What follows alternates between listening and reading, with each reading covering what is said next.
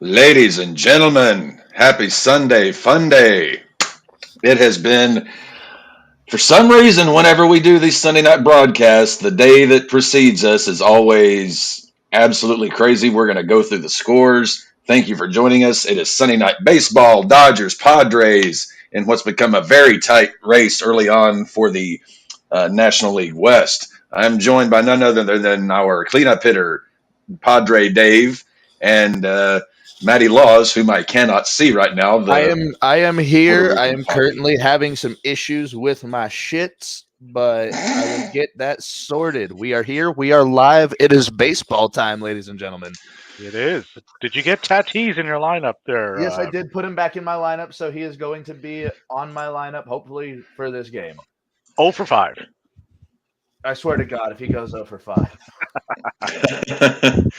Yeah, it has been a wild day in baseball. Many I guess runs scored. Many runs. yes. Looks like Astros and Mariners just went final. Mariners get the dub 3-1. Brewers take down the Giants 7-3 in a wild back and forth 14 inning marathon. The Marlins finally got the dub over the Cubs. St. Louis Cardinals finally broke their losing streak, beat the Tigers 12-6. The whooping on the Tigers. Kansas City Royals defeated the Oakland Athletics. I'm actually going to take a look at my projection to see, because right now the Athletics are on pace to be the worst team in history. Rays and Yankees final in 10 innings, 8-7 Rays. Guardians 2-0 over the Twins. Colorado Rockies 13-6 over the New York Mets. Mets are just cussed. Blue Jays 10-1 over the Pirates. Phillies trounced the Red Sox 6-1, and the score wasn't even as close as it looks. Red Sox had nothing going today. Braves 3-2 over the Orioles in extra innings, and we see my White Sox 17-4 over the Cincinnati Reds. It was nice to finally watch my team get a win. Rangers up 16-7 over the Angels right now in the ninth. That one's pretty much done. And Diamondbacks 8-6, bottom of the eighth. We shall see what happens there. Coming up, our game of the week: Dodgers and Padres. Who's on the mound for them tonight, Cap?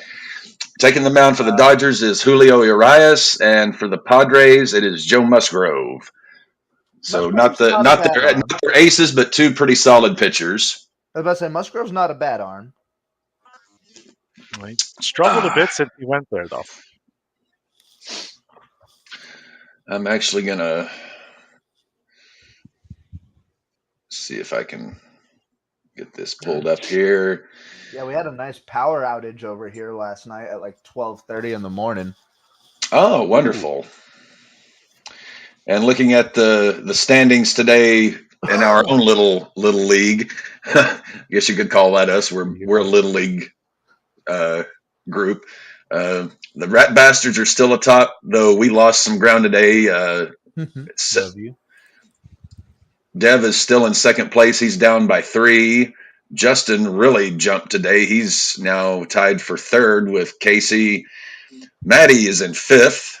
Hey, Maddie gained some. A little bit. Yeah, you went up by 5 today. That's what happens when you update take guys a little bit.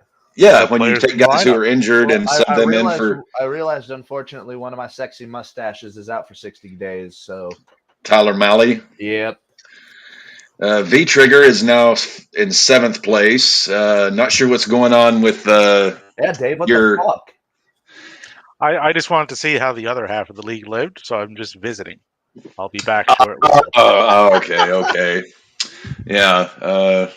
If that's the case, I think my Sox are on a extended vacation, because even though it was nice to see us just absolutely rake today, we still suck. Oh, absolutely. Get ahead of yourself is what I say, but rarely do I get to trot out the jersey after a nice win. Because you think in baseball, and Dave knows this, in baseball, even the worst teams are going to win about a third of their games. Even the best teams are going to lose about a third of their games. And it's that competition for the middle third. A really good hitter gets on base, what? 35% of the time. Yeah, Got on base. 3 times out of 10. I mean, Yeah. if you play 20 years and get on base 3 times out of 10, you're going to the Hall. You are. Well, not necessarily. Well, so long as you didn't have any aided stimulation, Extracurricular activities. extracurricular activities. We're not in any way involved in right-wing politics. I'm just not involved in politics. Yeah, it's you either have to be not involved, be a Democrat. That's the only way because if you're in any way outspoken right wing, the baseball writers don't like that for some reason. They forget it's the Baseball Hall of Fame, not the Political Opinion Hall of Fame. I'm Canadian, so I just kind of peer down over the top of the fence and see what you guys are. It's almost like sitting on the seats up here. Well, there's not actually a fence between us and Canada, is it? It's no. They've got border crossings, obviously, just like anywhere else. But yeah, I didn't think we had erected any kind of legit boundary between our two wonderful. No fence that I'm aware countries. Of. No. We'll just send like a polar bear after you, or something. or like a giant beaver. I'm actually scared of them beavers. Them motherfuckers will chew your leg off.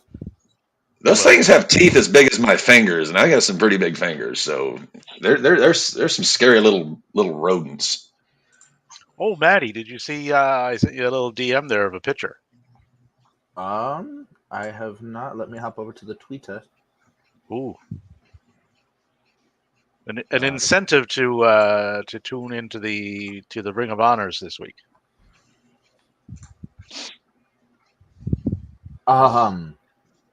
Ooh, see it? Are they teaming? Yep.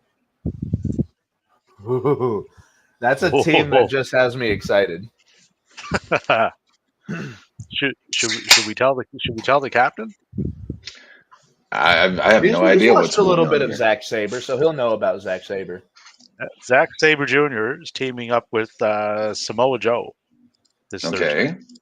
Take on Matt Sydal and Christopher Daniels. That's one hell of a tag team match. It is. I'm amazed Daniels is still going. Daniels like 52 and still looks good in the ring. He's always been smart with it. Yeah. He's a safe worker, so that's why he can still go the way he does. Oh, we're almost at game time. Yep. Looks like the lineup for the Dodgers leading off is Mookie Betts, Freddie Freeman in the 2-hole, catcher Will Smith third, Max Muncy cleanup, Jason Hayward is the DH, Outman in center field, Vargas at second, Peralta left field, and Taylor shortstop. Vargas will hit the home runs tonight.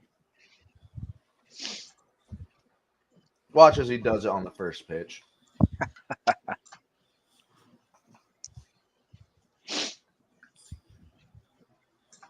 Oh, they announced the bracket for their little tournament that they're having. The consolation belt.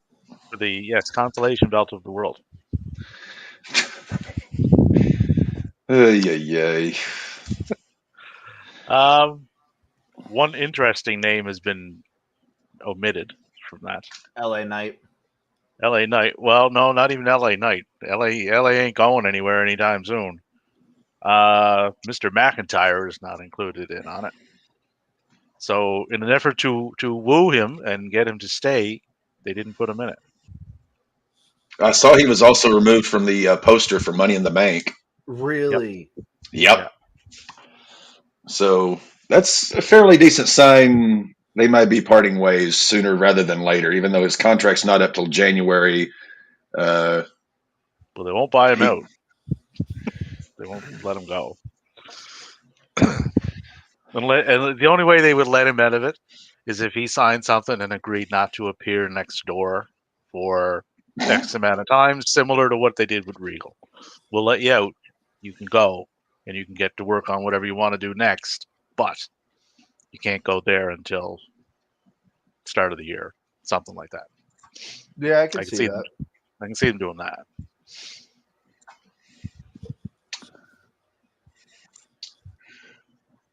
And first pitch is thrown. Yep.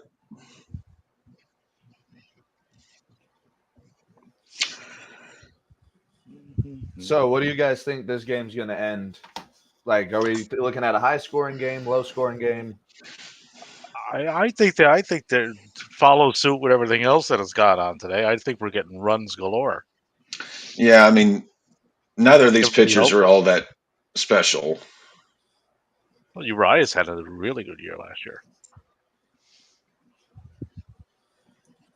But the Dodgers, I don't know, they just seem a little off They from do what they seem off this normally year.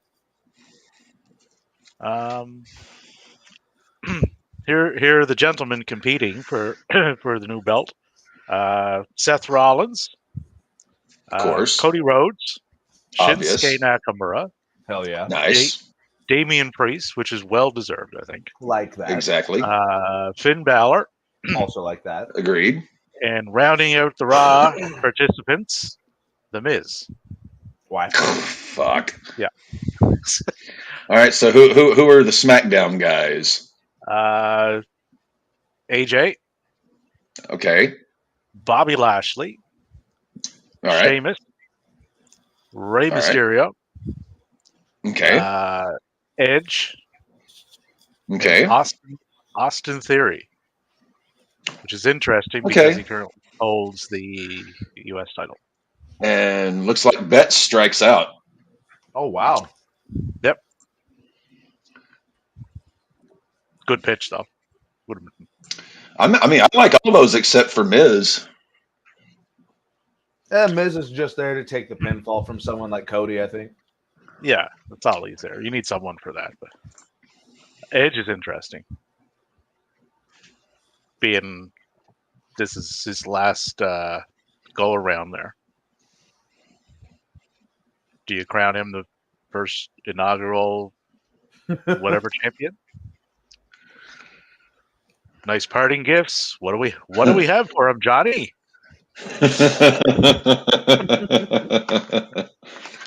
Hey, another Well, great Canadian, Alex Trebek. Yes. I was sad when he died because I was a huge Jeopardy fan.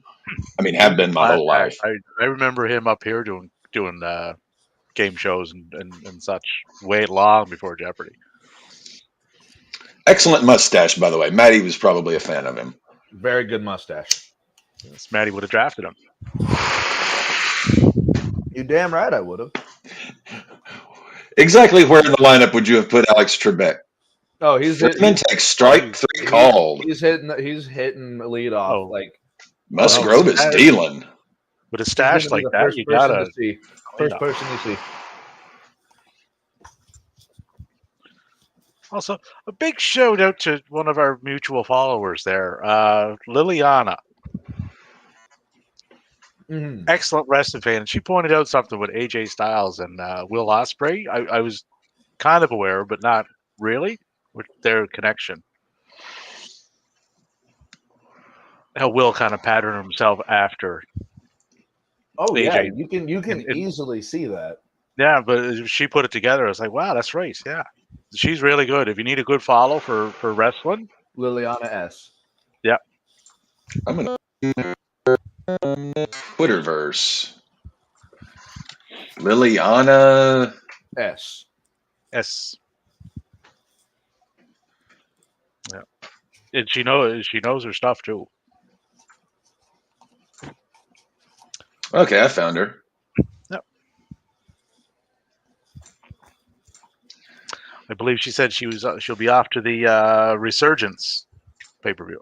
Oh. Oh yeah, she goes to all that stuff. Meanwhile, still dealing with technical difficulties over here. Hope the game's going well for you boys. Going good for me. We're on a food commercial now. Okay, yeah, you're a tad bit. Oh well, not like you guys last night. You guys were like into Monday. Yeah, I don't know where Devin and Cap were jumping in. Like at one point, Cap was with no us, and then idea. he's seeing a completely different. Yeah, Me. Peacock was a little bit on the funky side last night, huh? Yeah. Well, I'm not on Peacock. I'm Oh, I on. know you're not, you lucky I'm bastard. on Sportsnet. Do you guys still have access to the network out there? Couldn't tell you. And Smith is out. It's not something I would Dodgers ever go. compare. Dodgers go down in order. Padres lineup. Leading off, Fernando Tatis. Second, Manny Machado. Juan Soto batting third. Xander Bogaerts in the cleanup spot. Nelson Cruz DHing. Jake Cronenworth at first. Kim in the seventh hole. Austin Nolan at eighth. And at the bottom is Austin. What a fucking lineup those Padres have. What up, Galaxy? Hey, how's it going, man? Hope your day is going well, brother. Thanks for joining us. But with a lineup like that, though, I mean, they should be getting out of the gate like the Tigers did in I think it was 84 or 85. What they go like 45-5 or something like that? Oh, hey, Micah. I didn't know That's right. your handle there.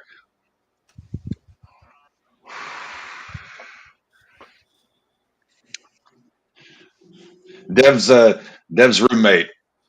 Ah, Where is Dev, by the way? I'm pretty sure I sent him the link, but I know he doesn't have access to ESPN, so he would be having to go through the same issue I am right now. he I'm could not be even fixing- watching ESPN. I've got the Dodgers radio broadcast in one ear and then you guys in the other. Oh, Because if you have MLB TV, even though you guys. can't watch every game, you can listen to either the home or the away broadcast. So You what are just you set your watching, headphones. Cap?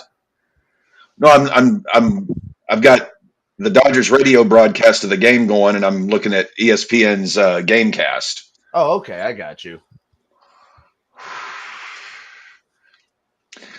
Well, Michael, Oh. wake his ass up. Tell him he's about 20 minutes late for a stream. Oh, double starting off. Ooh. Hey, Matty, Tatis doubled. Hey, points. Machado is up. I sent Devin the stream again. Apparently, it didn't send on his end. Machado, one of the two Padres I've got on my fantasy team, he has not been hitting worth a shit this year. He's alive. End of the year though, he'll have the same stats he has every year. Right to the wall. Look at Mm. that. See, what did I say? If I say something, then it happens. It just comes true. At least he didn't go for 5. Let me try to get this.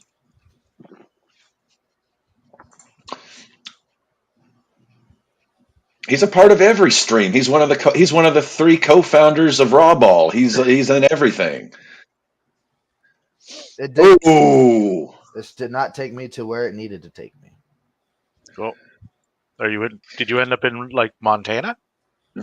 Pretty close. It feels like shit. So Tatis scores. Machado drives him in.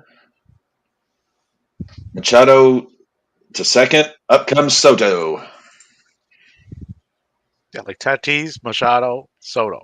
Like your first 3. That's insane. And Bogarts. This is cleanup. Weren't they like considered a small market team at like not long ago? They just At one point, but they've started spending money in the last decade. Yeah, and a lot of it. Oh.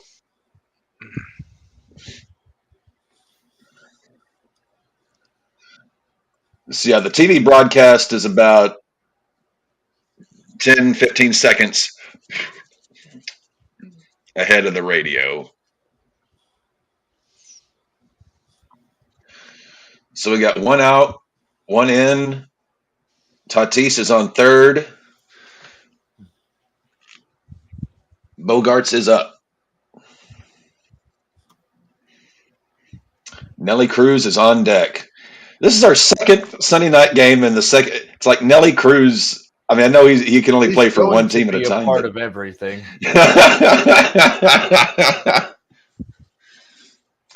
every we can only cover it if Nelson Cruz, if it's a Padres and Nelson Cruz. Oh, yeah, off to glove. Damn. Well, I called a high scoring game. You did. I did. Getting out of the gate hot.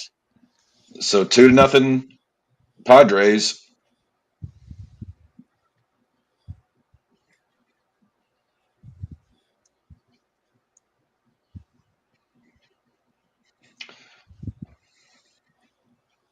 Open MLB TV.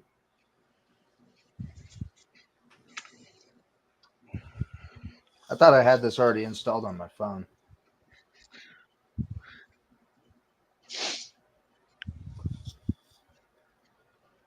Yeah, Dev. Yeah, we talked about this last night. Hang on, Dev. I'll send you the link. No, I sent him the link. It should already be in his messenger. Okay. Ellie Cruz, 118 OPS plus. For his age, that means dude's I don't putting up have- numbers. Yeah, like the power's not there like it used to be, but he's with that number, that 118, like that's way above average. 100 is average for OPS Yeah. plus. So, And Cruz gets another hit. well, you're into the future again.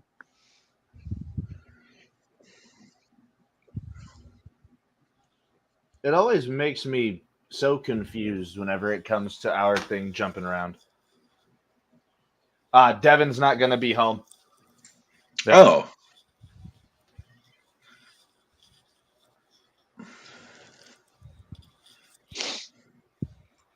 All right. Let us get this set up on my phone because I thought I already fucking had it there. Of course, Messenger works for StreamYard links. That's how I get them. What was that, Cap? Dev said Messenger doesn't work for StreamYard links. Like, you putz, that's how I get them.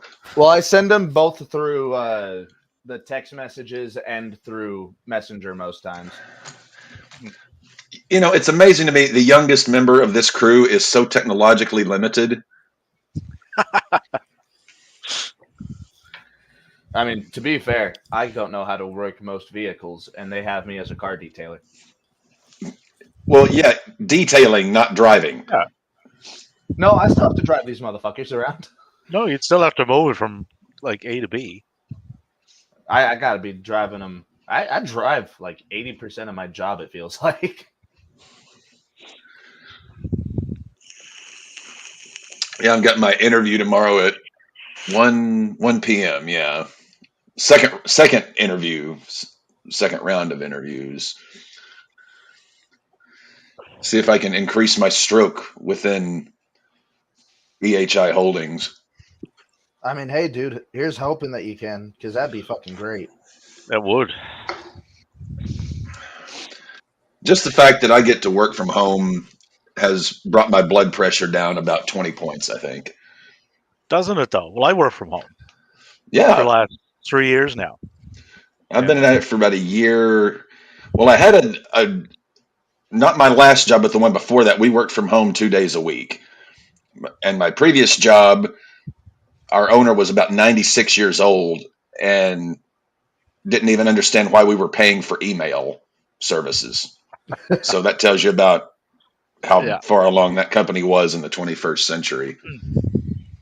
The only time I was in the office in the last 3 years was when Fiona plowed through, because we had no power here for like a week. Okay.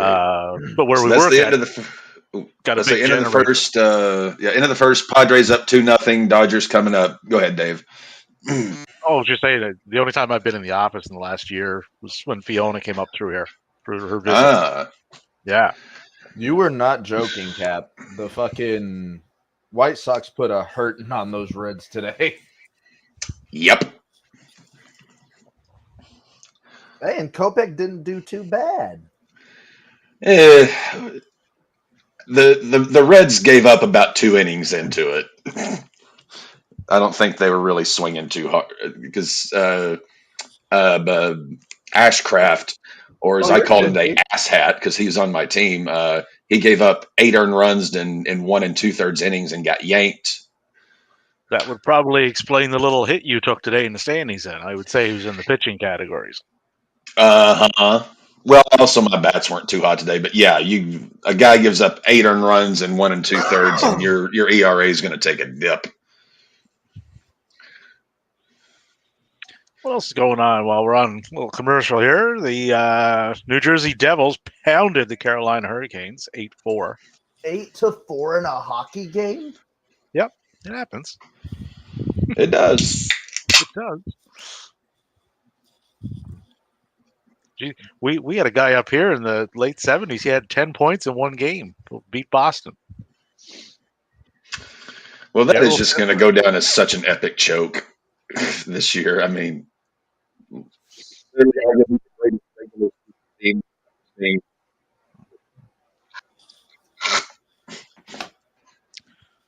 And what's going on in the basketball world? Tonight, I believe my Nuggets are on the court. They are starting at half hour, 20 or 32 minutes. Let me pull that up here. Yeah. Phoenix beat the Celtics 116-115 in overtime. Yep. Philadelphia beat the Celtics? Yep. Barely. They just hung on. They were up like the whole game, and then they So that series is tied 2-2. Denver leads the series 2-1 over Phoenix. Yes, we do.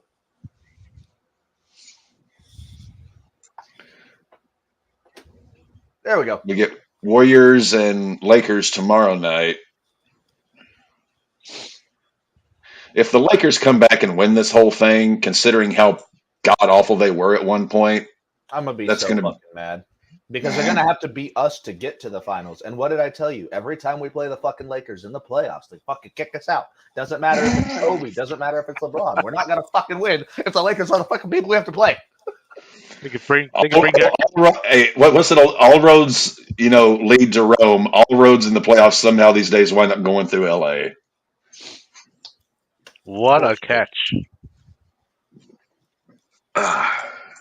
Yeah, Devin get just that. texted me as well. Said sorry about the miscommunication. You're good, D. You're good. Shit like this happens. Yes. Oh, the Nationals take it over the Diamondbacks. They came back. No way. They were down 2 runs and scored 3 in the 9th. So the Diamondbacks go down. Let me check the standings here. So Diamondbacks lose. Dodgers have looks like a 1-game lead as of right now. Padres could cut that in half if they win tonight, and they're already up 2-0. So 9-8. there's that. Sweet Jesus. I thought he was a little more sour. I didn't know he was sweet. 5 games today with 10 runs or more. This season's been insane. Are you going to see more offense? Juice the balls again, or No, they've new lessened rules the are juice. the new rules would kind of dictate that you're going to score more runs because there's more stolen bases. Tatis. Yeah, but there's more stolen bases, so you're getting more people in scoring position than you have in decades. mm-hmm. Plus the shift. There's more guys that were getting out hand over fist last year than that. Now they're getting on base with Joey Gallo, Matt Olson. Wait, we can challenge catches now? You can challenge in baseball. Each team gets 1 challenge prior to the 7th inning, and if they challenge and they are correct in that challenge, they get 1 more that game. But the thing was, I didn't know you could challenge the catch. You can challenge outs. You can challenge catches. You can just not balls and challenge strike. Oh no, you Yeah. can't challenge strikes. No. Right. You can't argue balls and strikes, but you can argue catches, outs, safes, things of that nature. Jason Hayward back from the land of the lost. Yeah, God, how long has that guy been in baseball? I know It he's seems been like hurt, forever, but he's not that old, I don't think. he started when he was, I think, 19. So Yeah, something like that.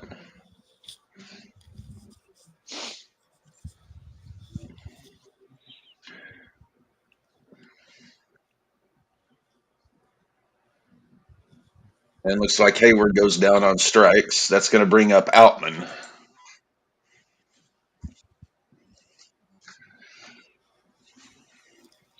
Jason Hayward. didn't he get into like a home run derby or two? The field stands. It is a catch. He's 33. Huh. He's still not that old. I guess he just feels older than I thought. 2010. So he's been around. Like he started when he was 20. Yeah, he came up with Atlanta, didn't he? If I remember correctly. Atlanta, then he disappeared in Chicago for a few years. The other side of Chicago. made a shit ton of money. Didn't do anything, and then left. Now he's doing stuff again. It's always good to do stuff. Holy shit! It is, yeah. Hayward had like a WWE career. It started in Atlanta, like would have been like WCW, and then over to Chicago where he did sweet fuck all for several years, made a shit ton of money, and then left and went out west. Go west, young man. Go west and seek your fortune. Oh, that's amazing. What is the... Yeah, Musgrove is dealing. And that's going to be the end of the second, or the top half of the second anyhow. Outman flies out. Coming up will be the Dodgers.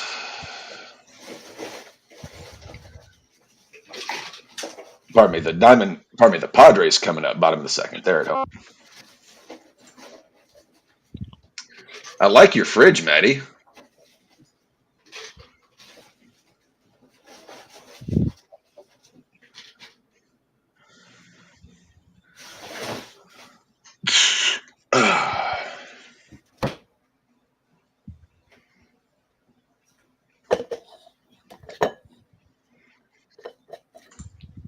Trying to see here. See who's Cronworth coming up for the Padres.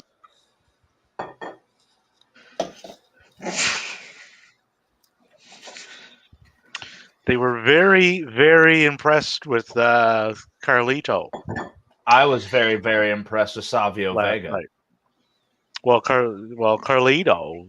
See you, Micah. There's been pitches to him over the last few years. Oh yeah, it's like hard not to believe that. Part-time, full-time runs, just nothing has ever really worked out. But as of right now, according to Fightful, it was just a one-off, but that could change.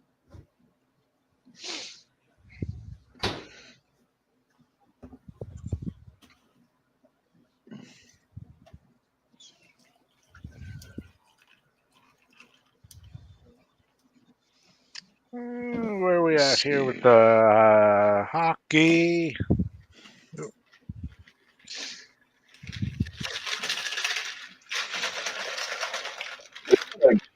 Jekyll and Hyde, Frankenstein chemistry.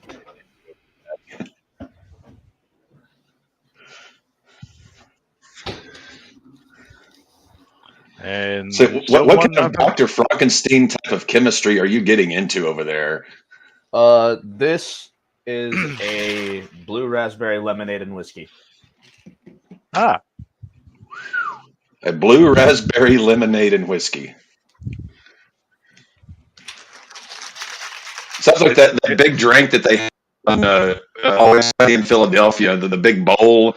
This is supposed to be for. No, we want one each. like in a fish bowl. Yeah.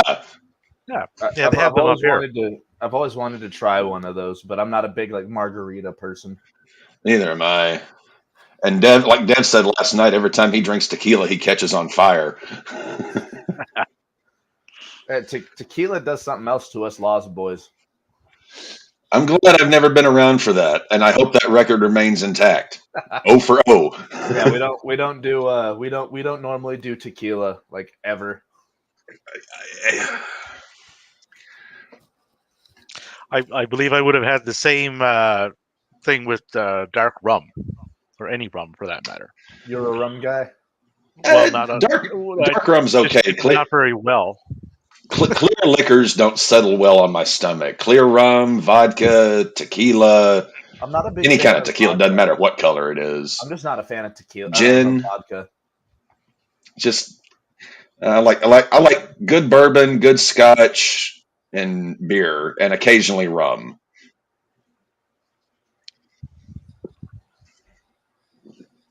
Oh. So far, what's been the most outrageous of the season, other than the Pirates leading the Central? Cardinals. Well, I would say that the reverse side of that coin, the Cardinals being so damn bad. Yeah, that nobody would have thought that. Tampa, I mean, not really a big surprise, but the fact that they started out as hot as they did was kind of crazy. Broke an MLB record this season. Yeah, I mean, the AL West is kind of odd because everyone expected Seattle to be even better than they were. The Angels are kind of the Astros are in fourth place, but they're only all four teams are only separated by 3.5 games. Atlanta's just taken over the East, but the Mets have just been so cursed this year. And as good as the Pirates have been, they're only a half game up on Milwaukee. I mean, they're by no means out in front. I mean, yeah. Whatever Pittsburgh is doing, it's not sustainable. They just don't have the lineup. They don't have the pitching. But it's nice to see them getting some positive attention as opposed to. I mean, I'd say the biggest surprise has got to be St. Louis just being so god awful. I mean, we knew Oakland was going to be shit, but they're on pace to be. How many simulations did I do where I told you the Cardinals were supposed to be the best team in the league? So let's see what's the math shaking out to be on this? So at this point, it looks like the Athletics are on pace to go 37 and 125. Which still has them on pace to be the worst team in the history of baseball. At this point, that's what I'm hoping for. I think Detroit lost 120 there not that long ago, if I'm not mistaken. Baltimore had another season like that too here recently where they were just piss poor. Was that the season after they paid oh my God, what was his name? It was Chris something. Davis. Yeah, Chris Davis. Is that the year that they paid him a massive bag? And I think it was the year or two after that when they. Yeah, it was like 160 some million over 8. It was bad. He had like an 0 for 54 streak or something like that at the plate. Yeah, I mean that's just. Like he literally could not hit anything.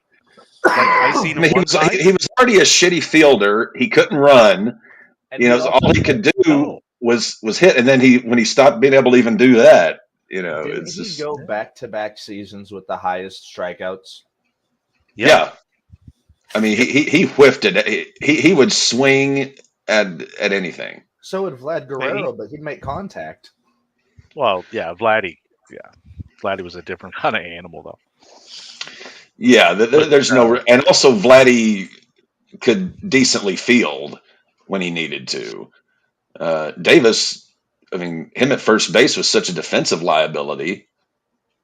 Yeah, like he would cost you runs in the batter's box, and if you put a glove on, there was no upside to him. What the hell was that? That could have been my phone. Another big surprise is the Yankees. Like they are dead last and 10 games out. That's just unheard of. Testament to power bats don't always equal W's. No, I mean, they're a game over 500, but yeah. Well, still Stanton dead got last. hurt early on. Basically, other than Garrett That's Cole, I can't think. That's their own fault with Stanton. They knew what they were buying when they signed him. The guy's always hurt.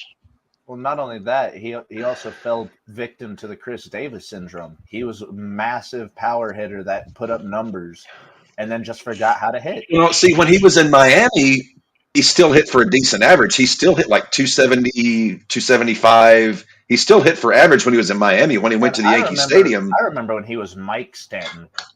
So do I, yeah. Who else is surprising? I'll tell you who's that not, Detroit is even close to 500 is a bit shocking, considering the team they got. although Eduardo Rodriguez has pitched pretty damn well for them this year. The Twins, would that be a surprise? Because they've got not good really. on the mound at least. We pretty much figured that division was going to be up between the Twins and Cleveland, with Chicago just kind of pissing in the sand. But every other team except Minnesota has a double-digit negative run differential. Yeah, that division is Kansas City and Detroit. I mean, they're the bottom feeders. We're just kind of sandwiched in the middle. Then Minnesota and Cleveland are at the top there. I still can't get over Oakland's run differential of minus 124. That is like we said, we knew they were going to be pathetic. Well, yeah, but they're going to be all-time pathetic. Yeah, they will have. There's the pathetic category, and then there's the Oakland pathetic category, and it'll have a membership of one. Them. I mean, even their broadcasters can't keep their shit right straight, as we read in the story last night after the pay-per-view ended. Which I haven't heard if that gentleman has been relieved of his duties temporarily or permanently or what. Not too sure. He's trying to get it appealed, apparently. Well, it's... How do you appeal something that you're on air? Yeah. It's tough to appeal something like that. I didn't mean to say it. It's still in your vocabulary, my guy. Yeah.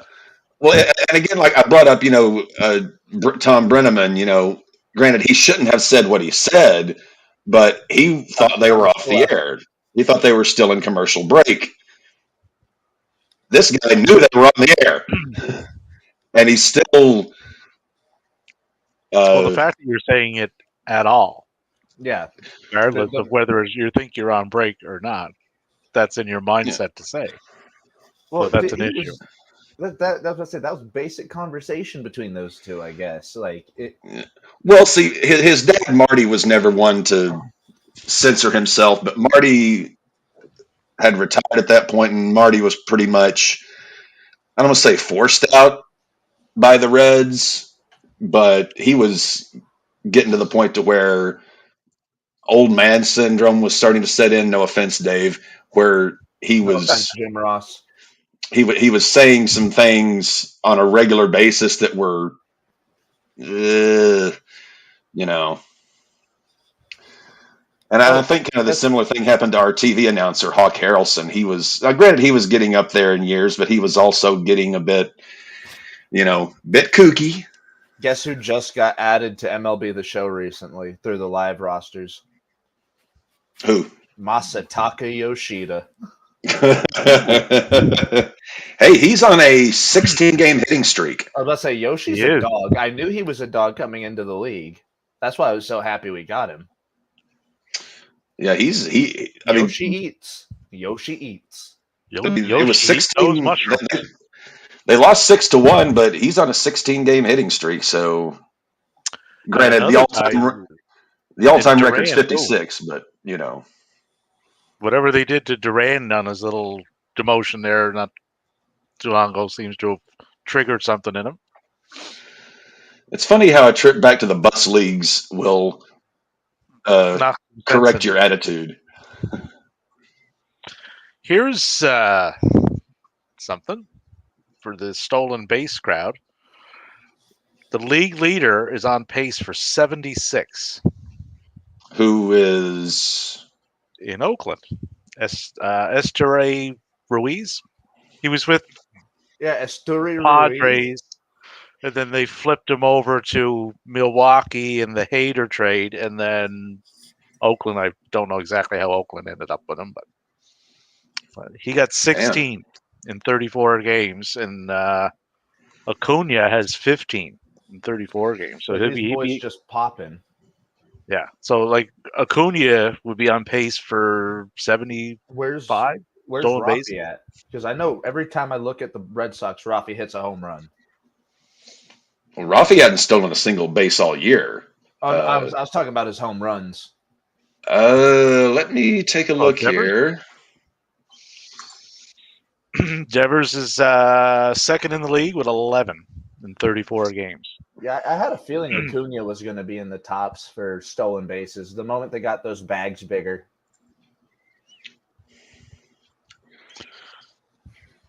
So top of the third, Padres still lead 2-0. So that would put Devers on pace for 52. Come on, Rafi. 52. Looks like Peralta's on first, and Taylor is up. That's another guy who seems like he's been playing forever, David Peralta.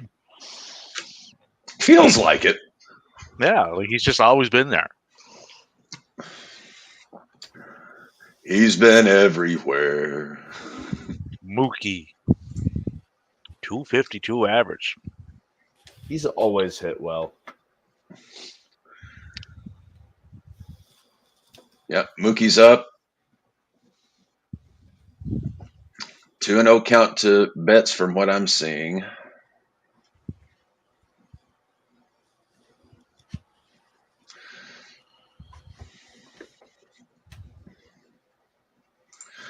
I don't know about you, Dave, but I miss Vin Scully. Like one of those I used to listen to a lot of Dodger broadcasts was just to listen to Vin Scully weave tales. It was like he was telling a story for 9 innings.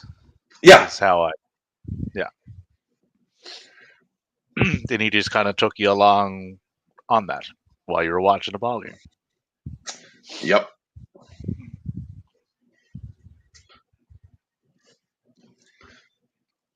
And he was the last of a breed of, the guys who did it by themselves.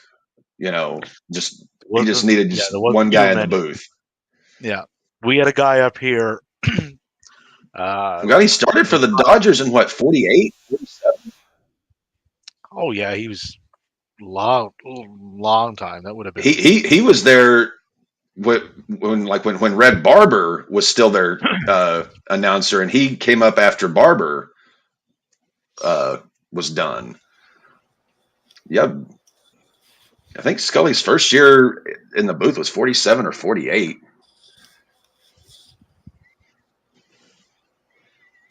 Yeah, that's unheard of now. Like you don't.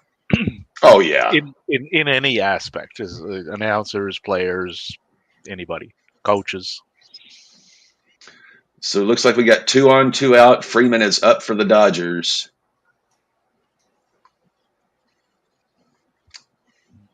But we had an announcer like that up here in hockey, Bob Cole. Mm-hmm. He was Saturday night, hockey night in Canada. He was the guy, and he was the only guy.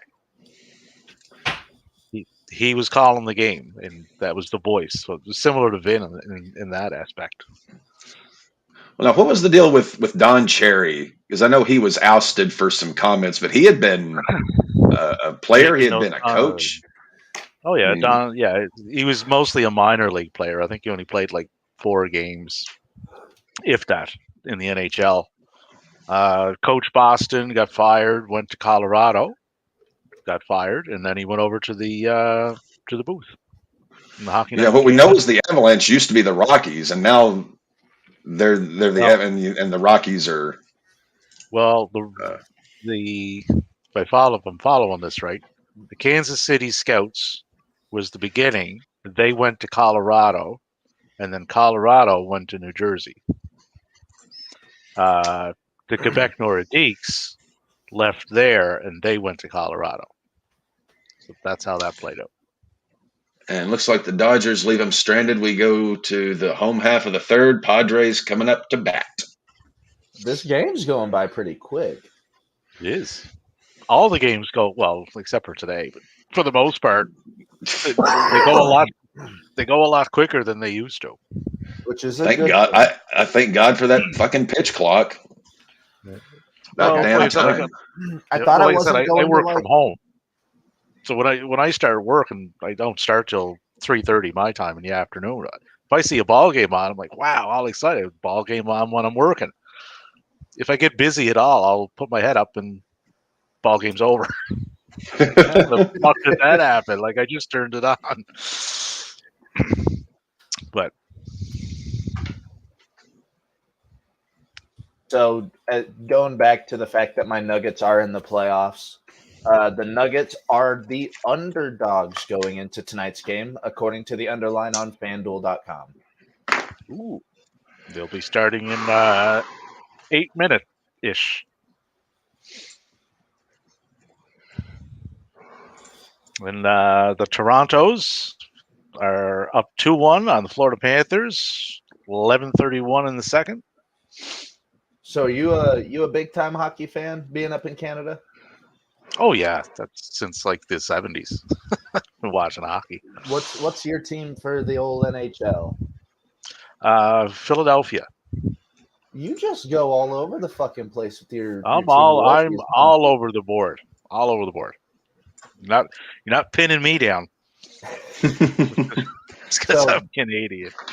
So Boston for When I was a kid, I Football liked and baseball.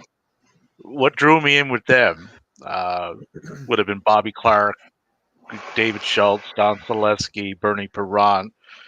They just beat the shit out of you. Like literally beat the Understand shit. that. But they were talented too. So they were playing the Russians. I think it was 76, if I'm not mistaken. They beat, Yeah, that would have been they the beat Olympics. them around Yeah. the ice. They beat them around the ice that badly at the Spectrum in Philadelphia. The Russian coach pulled his team from the ice and they went home. They said, "Fuck it, we're out."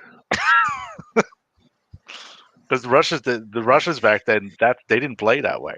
They were just all pass, Yeah. and then they'd shoot Pass, occasionally. shoot. Yeah. So we've got Philly for hockey, Boston for football and baseball. Do you have a basketball loyalty? Not really. I can follow basketball enough to know what's going on, but I never get into it enough to actually have a favorite team. I can understand that. Yeah. Oh, Maggie just Just- made her appearance. Maggie's awake. Maggie's down for the count. Good morning, Maggie. Oh, Zoomies. Not full blown zoomies. We'll see. Oh, nope, she's walking across the. She's going back to bed. Oh, another hit. Tatis. That was Machado.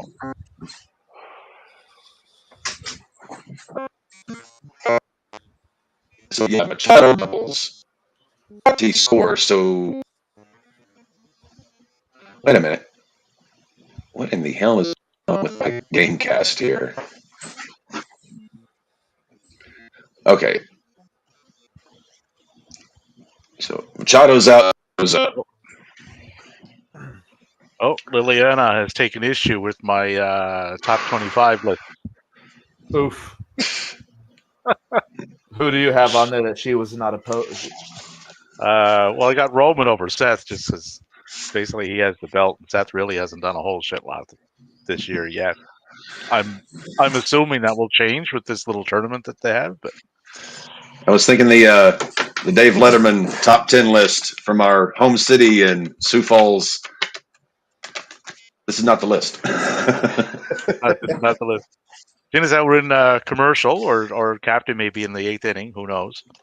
I just went to commercial. I got Omega. Sorry, Captain.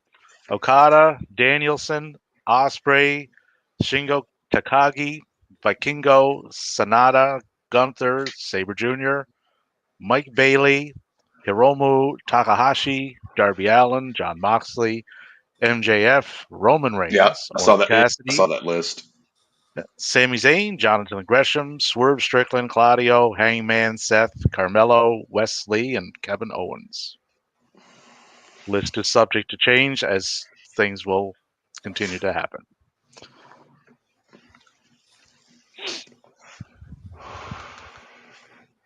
Well, since so I think I just got what you got on MLB TV. My feed kind of cut out. Now she's got the zoomies.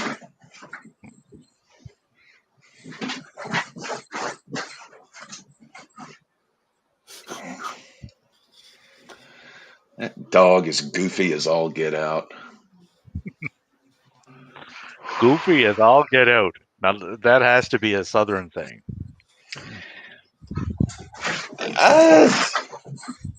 Not sure exactly. Southern tends to involve, animals and containers. Whole new kettle of fish, whole new can of worms. Crazy as a March hare. That one I Oh, know a lot of. I've been talking to people from the States for 23 years. Ain't got the sense Oh my God God. gave a government mule. I remember the first time someone from Texas said, "Do what now?" I had not a clue what they were talking. It's like, "Do what now?" I'm like, "Excuse Yeah, that's me." one of my dad's favorites. Yeah. Bat shit. We don't. That shit crazy. Yep. Well, That's we an got that up. Oklahoma thing. No, we got that up here. I've dated a lot of them. Oh. Yes. maybe bat shit is international. Oh yeah, it is. Yeah, it crosses borders and like oceans and everything. It's crazy. What was that? George Carlin. Rat shit, bat shit, dirty old twat. 69 assholes tied in a knot. Hooray! Lizard shit. Fuck. Will You about Smith. calm down now, sweetheart? You got that all out of your system? Guess not. I'm gonna grab another beverage. No worries. Oh, And I have a parlay for tonight. I only picked up the one ticket. Oddly enough, basketball. Well, tonight is for basketball. Since my Nuggets are playing, I got it in right before game time. Let's fucking go. I had Boston and Philly to tie, which would be within 5 points of each other, which they did. I got Denver and Phoenix to tie. I got Miami tomorrow to win outright. I got you. Okay. So you got the money line on Miami. Yeah. Yeah, here's the Sunday fun day parlay. We got Denver over Phoenix, both Booker and Murray to get 20 points. Booker is going to hit 3 3-pointers or more. I'm expecting Joker to get a triple-double, but if he doesn't, it's going to be 30 points, 10 rebounds, 8 assists. Kevin Durant to get 30 points, Ayton and Aaron Gordon to get 6 rebounds. So does that all have to hit? Yes. Oh dear. That's a lot of things to go wrong. There is a lot of things to go wrong, but this is a game that Phoenix needs to play out, and if Denver wants a chance, we gotta have to keep up with Phoenix. We're in Phoenix, so that does make things a little bit more difficult on my end. all I know is I've had to take 3 anti-indigestion pills. I had about 2/3 of a DiGiorno pizza for lunch today, and it's been creeping back up on me. Raising hell. Oh yeah. Oh, hell I normally yeah. don't go DiGiorno, but wreaking some havoc with my indigestion. Sometimes that just happens, Cap. Hadn't felt this bad since my mother-in-law's speech at the wedding reception.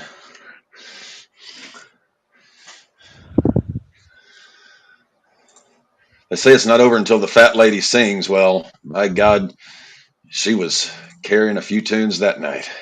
Guys, my feed just changed to Spanish. Well, you're Puerto Rican. That's fine. You can understand them. Yeah, you'll be fine. Just No, really, if you think about it, with baseball, if you can count to 9 in Spanish, you can follow baseball. Yeah. Unos, dos, tres. 3 strikes, you're out. Unos, dos, tres, cuatro. Ball 4. Como se dice home run? it's not really a sport that you need sound for, really. It's pretty self-explanatory. But yeah, here we go, Cap. I've got a parlay in. Okay. Denver over Phoenix. Booker and Jamal to get 20 points. Booker 3 3-pointers. How do you spell Jokic? Jokic. Jokic. Well, I bungled that one. 8 assists, 30 points, 10 rebounds. Durant 30. Good God. That's not a parlay. That's a prayer. I want to make money. I want to make money, damn it.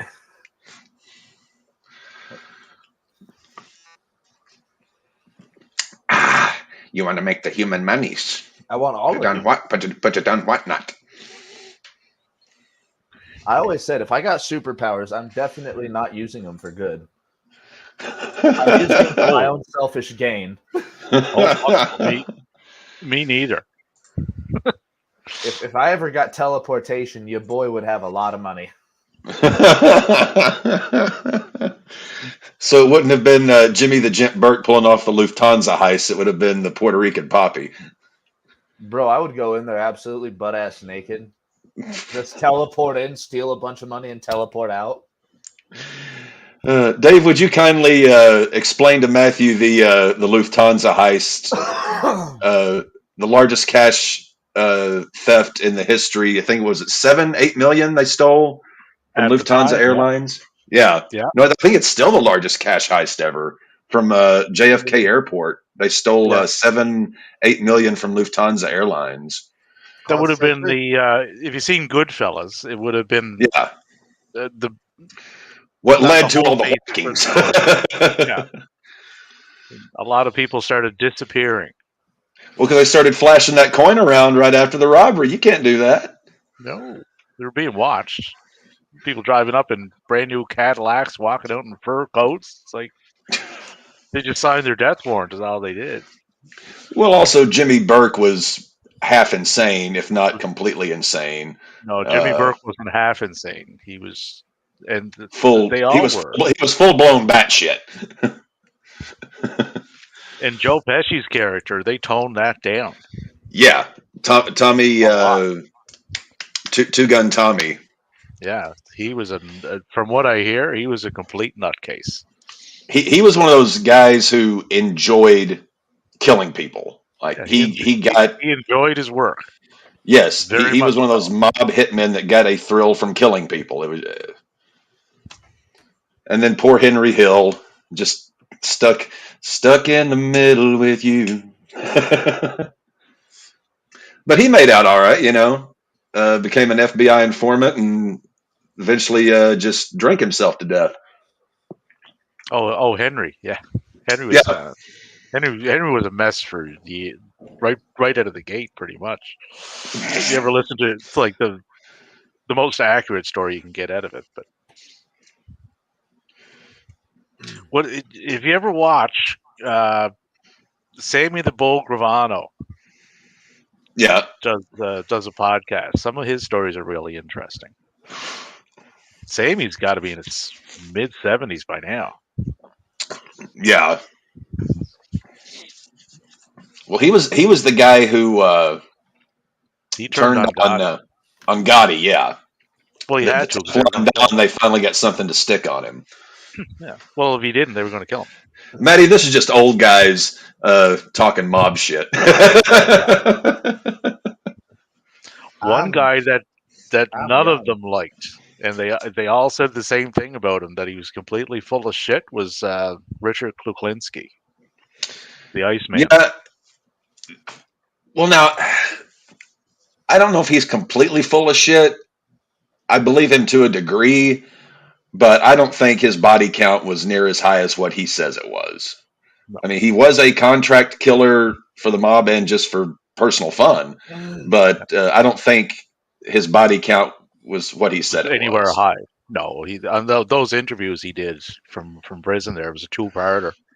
Yeah, He had himself up like close to 200 people. Like, there's no yeah. way. I think it's more 100. Yeah. But then I believe again, a lot of the stuff from him that went on like early on, like in his childhood leading up to it with his family. I believe that yeah. what got him to that, kind of mindset. But Well, like even Bundy, he was convicted of what was it, 20? How many 27. they 27? Yeah, they got Bundy on 20 or no. They convicted him of 3. He admitted to 27, but he had said in an interview, it was probably a lot higher. Of American serial killers, the Green River Killer, he has the most convict. He got 48 first degree murder convictions. Gary Ridgway. Ridgway, yeah, yeah, he was convicted in court of 48. But that was just the ones he could remember. Yeah. Like Now him, I think it was probably a lot more because he was targeting prostitutes and ladies of the evening, and while he was married, take them home and everything with the kids there. Oh yeah, like he killed them he would take the kids with him in the truck. Mm-hmm. Oh, so Cap, who won the Derby? Mage. Mage won it? Yeah. Which the more I read, they're probably going to be launching a big time investigation into not just Churchill Downs, the racetrack, but horse racing in total, with 7 horses dying over the course of 3 days.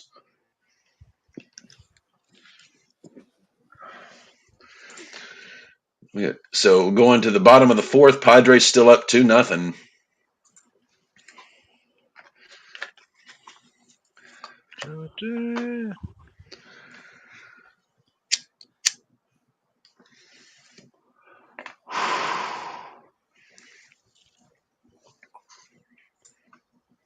Musgrove has 5 Ks so far. I was about to say, does anybody in our league have him? I'm sure somebody does. I know he's not a free agent.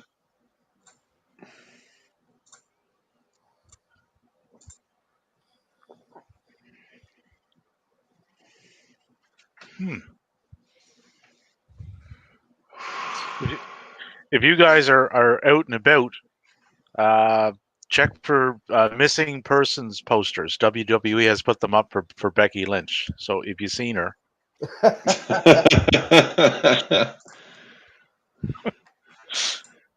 That Trish been looking for her for a couple of weeks.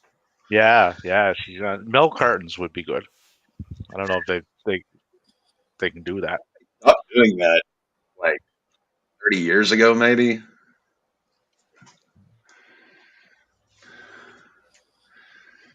And apparently Chelsea Green and Sonya Deville are a thing as a tag team. Okay. When you said as a thing, I thought as a relationship, but well, no, they may go there though. Who knows? They're doing an angle where they're petitioning members of the roster and staff to go against management. Oh, yeah. So looking at that list of the 12 guys who are in the tournament for the consolation belt, what do you think the finals are going to be in Saudi? It's going to be Cody Seth. Or does Brock cost Cody and we get Brock Cody 2 in Saudi? Well, you're getting Brock Cody 2, regardless. I can totally see Brock waiting for Gold to be in there, though. Brock will beat Cody on foreign soil, thereby getting a third match, which Cody will probably go over in because Brock needs a win if he doesn't. Would that make There's no Brock point putting him.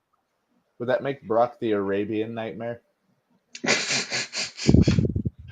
Oh, these Arabian Nights.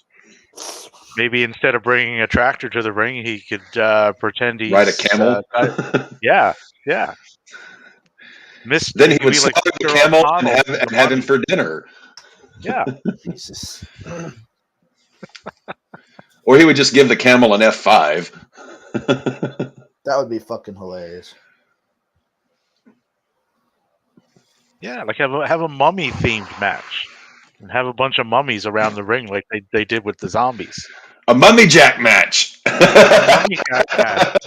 Oh my god. We could write for WWE with gold like this. Mummy jack. We can definitely. Well, they could dust off the mummy from WCW. They own that. Oh God. Yeah. Oh. It's the injury. Let's get Kevin Nash to dress up as the Wizard or Oz we could bring the Wizard. We could bring the Shockmaster and the oh mummy. shit. I mean, the Kiss Demon made an appearance. Don't forget the ding dongs. Got to have the ding dongs. Yeah. Bring in the conquistadors. Get them in. The Hunchbacks. Friar Ferguson, the monk. TL Hopper's probably looking for a job somewhere. And the thing is, I'll throw these ideas out on the Twitterville every now and then, just because I know they're the worst possible things that could actually take place. And I get people liking them. It's like, that's an awesome idea. It's like, no, it's not. That's not how I designed the idea. No. It's not. I designed it to be bad. Don't do these things. Why are you liking this? Yeah, David's sitting here going, "This is what's wrong with the casual fans." It's almost as if Jim Hurd has invaded the mind of the casual fans because shit they like is shit he would have probably thought up. Maybe not as crazy as he would have done, but still, I mean, I came up with a good idea for Cena to win his 17th. Oh please no! I'm actually interested. Money in the Bank, right? There's a surprise entrance, and the surprise entrant is Cena, and he comes in on a zip line, like Shawn Michaels did, and he just grabs the briefcase, zips by, and goes out the other, steals it. He's gone, right? And he cashes it in on Monday, then wins number 17, immediately wins the belt, issues an open challenge, and it's answered by Dom, your new World Constellation Champion. Gold, I'm telling you. I think we're going to have to put a gag order in place when Dave starts putting these ideas out into the world. Are you silent witness? Yeah. Oh boy. Cena zipping by, yoink. Briefcase on, everybody just staring up at him.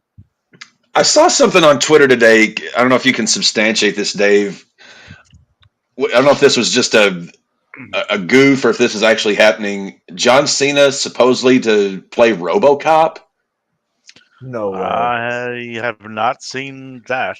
I would hope not. Because Peter Weller is and always will be RoboCop.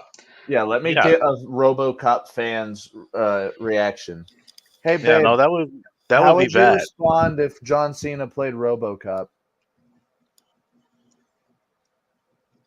Yeah, no, I got dead silence. I don't think she would like that. Peter Weller was and always will be RoboCop. He was in the first two. He was the original. The third guy wasn't too bad, but he wasn't all that great. Then they did this remake recently that was absolute dog shit. And if they bring in John, I mean, you're talking about a child that had every RoboCop thing I could. Love that movie. Laura said it might be good if they were trying to do a comedy RoboCop. If it was Cena. John Cena's like this tall. How do you play RoboCop when you're that tall? Hold on. How tall is Cena? Because he can't be short. I don't know if he's 6 foot. Well, here's what I got on it. Our trusted and proven sources tell us a new RoboCop series is in development at Amazon that will act as a sequel to at least the first film. Producers want John Cena to lead the series as a new RoboCop who will be mentored by the original Alex Murphy, who will once again be played by Peter Weller. Oh, God damn. Dave, I'm gonna need you to send that to me so I can send that to my fiance. Like, why Just can't kill they me now. why can't they just leave things be? He's 6'1". If he's 6'1", I'm 7'4". I don't buy it. No, Omos Are is you 7'4". Omos is 7'4"? I believe Omos is over 7 feet, but I don't believe Cena's 6'1". Omos is almost as tall as fucking Manute Bowl, it seems. If Omos plays his cards right, he could be the next Satnam Singh.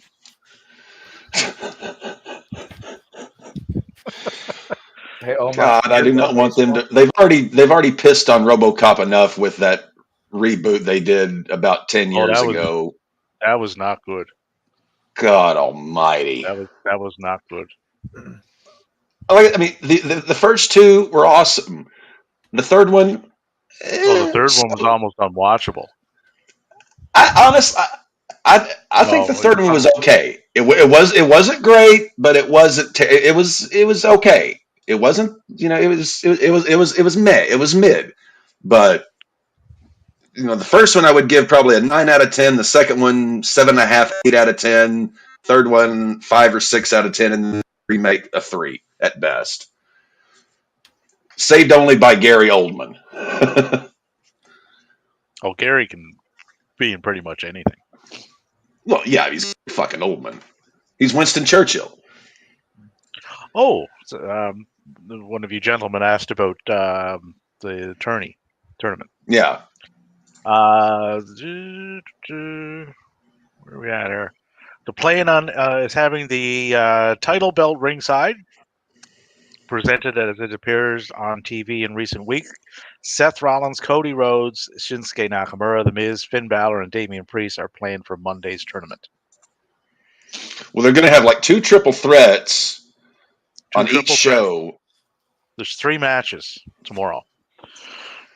3 and We're 3, getting 3 and wrestling 3, tomorrow? and then the winner of those will meet like in the main event. So there's your final guy from Raw, and then they're going to do the same thing on SmackDown. 3-way, and then a one-on-one final, and the winner of that meets the winner of the guy from Raw. So it's going to be quick. So like we'll know it this week who's going where. Well, I mean, they've got But the show is in 2 weeks basically, because they have the matches this week and then they have the show on the 27th. So they'll give them 2 weeks to build. But it will be a SmackDown guy in the finals fighting a Raw For a guy Raw belt. for a Raw belt. Yes, because the brand split and This draft. That means this draft has just been such a wonderful thing. Oh. And the funny thing is, they ran it on the same weekend when there was a fucking draft that they could have just looked at. It's like, oh, here's how you do them. NFL's been doing drafts a long time. I think they got the science down. So we're heading to the top of the 5th, still 2-0 Padres. Oh, I got a guy in a hot tub eating sushi.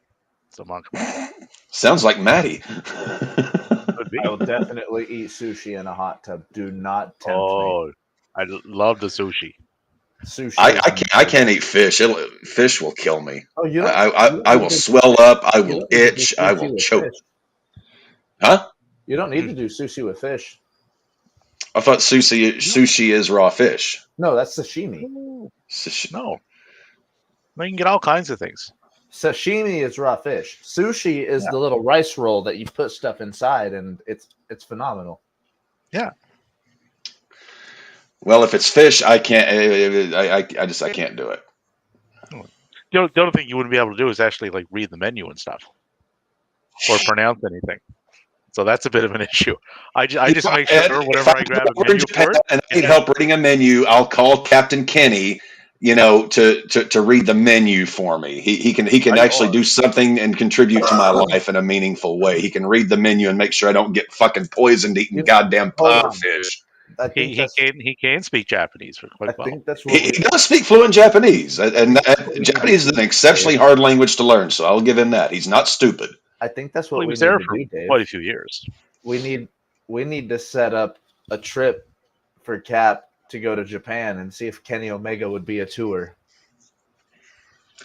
That would be like Gore Vidal taking William F. Buckley on a tour of a whorehouse. It would be very interesting, but I think it might be very, very interesting on the outside.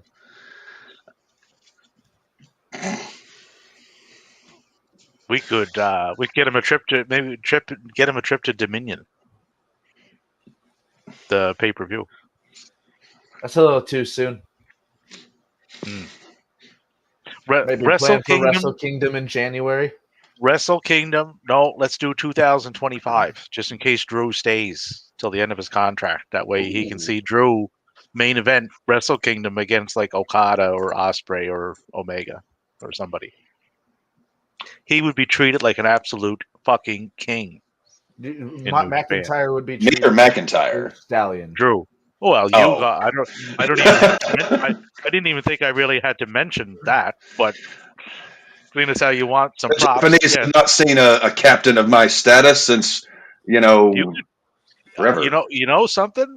If Don Callis pulls the old switcheroo and goes with the BCC, you could step right the fuck in for Don Callis. You could be Kenny Omega's main guy.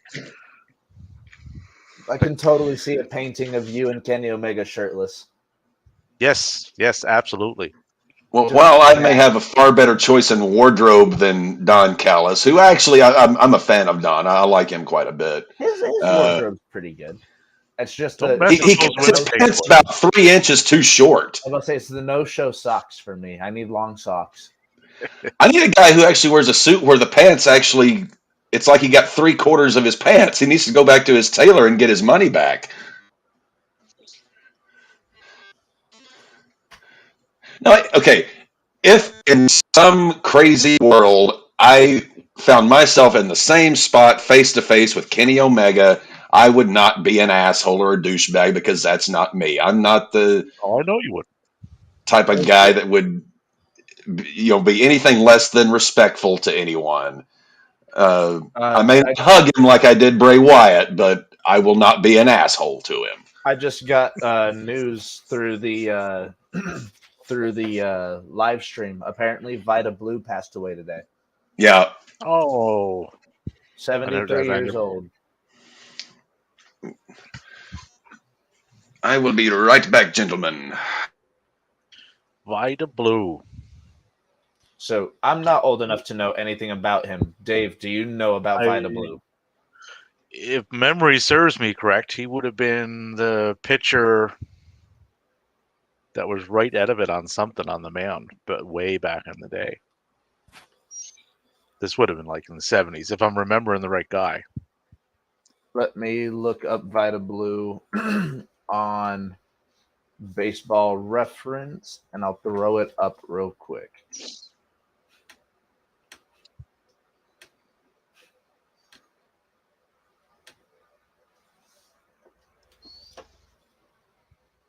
A career WAR of 45.1.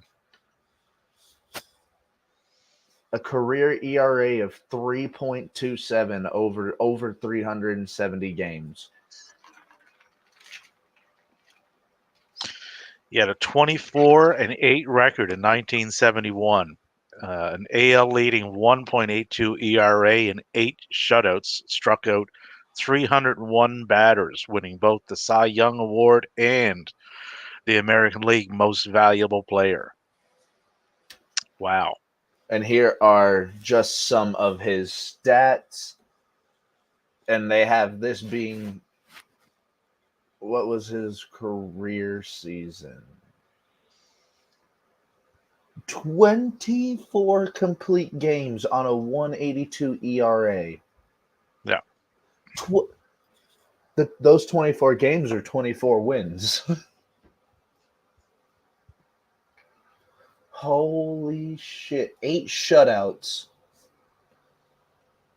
In his age 21 season, he put up a 24-8 win-loss ratio, 1.82.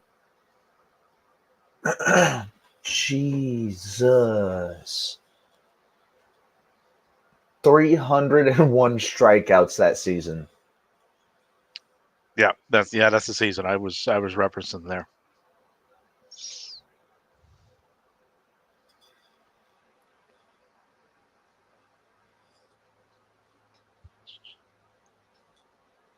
Had a 17-year career.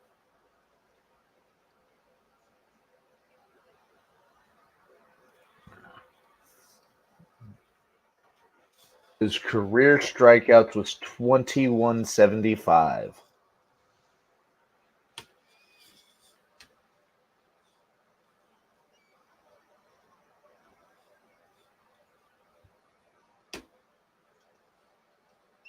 Fourth youngest pitcher to throw a no-hitter at the time. Jesus.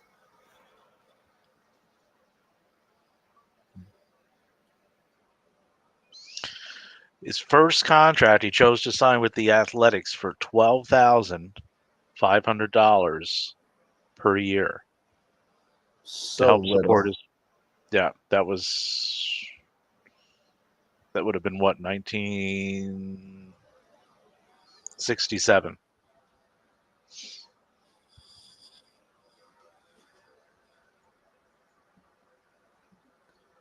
We're going into the bottom of the 5th. We are halfway through this ball game.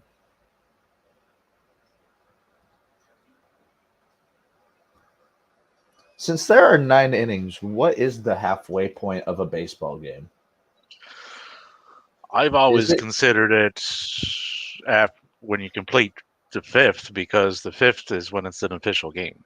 Anything before that, it could all be restarted. So I've always thought the 5th.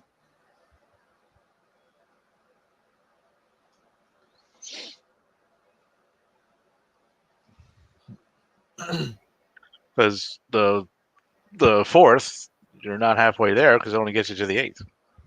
Yeah. Yeah. That's what I would said. The middle of the 5th was the halfway point. Uh-oh. The Toronto Maple Leafs and the Florida Panthers tied 2-2 at the end of the 2nd. Who do you think's going to the finals this year? I think Florida's coming out of the East, and out of the West, I would probably go either Seattle or Vegas. That's kind of a toss-up because they're kind of interchangeable, those two teams, but they're very well-rounded teams. They don't just rely on like one Dude, line. what happened to the Devils? What happened to their goalie? Well, they won today, 8-4. Huh? But they were down 2-0 in the series, so they won at home today. So they had to. If you get down 3-0, you're pretty well toast. You're pretty fucked. Yeah, and that's what Toronto faces. They're down 2-0. They lose this game, they're done, and there'll likely be a lot of people up my neck of the woods not overly happy with me because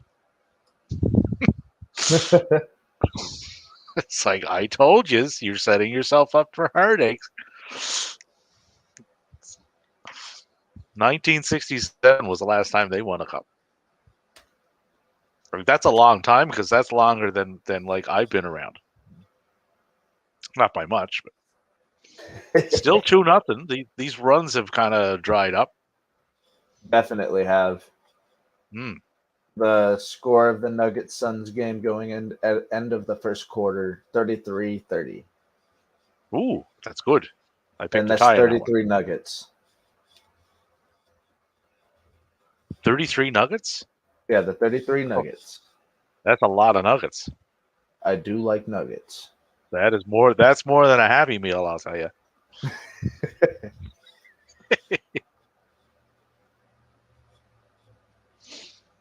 Yep, 34-32. 8 seconds left in the first. I got on my ticker here. They just scored shit. Muncy leads the National League in home runs, which is amazing for a man that can't really hit. So I mean, when he hits it like really far. you said pretty much all he can do, though. Devers is second in the MLB or the AL. MLB. So he's only behind. Yeah, Muncy got 12. Devers got 11. Patrick Wisdom has 11, but he can't hit either. He's hitting 229. Pete Alonso got 11. Very early in the season still, and these a lot of home runs. Yeah. Yeah, like that's 1, 2, 3, 4. And Brent Rooker got 10. That's 5 people on pace for close to like the 50 mark. If you project it out. Just what, 30-something games into the season? Yeah. Yeah, because Muncy got 30 games played, Devers got 34, Wisdom got 30, Alonso got 34, Rooker got 27. Rooker wasn't with them, I think, right out of the gate, though. Just going by his at-bats, he only got 88 at-bats.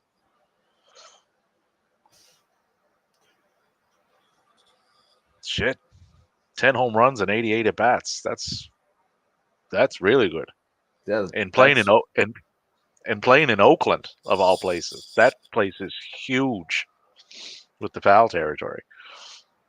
Devin just chimed in to say who's winning. Currently, it is the Padres 2-0, bottom of the 5th.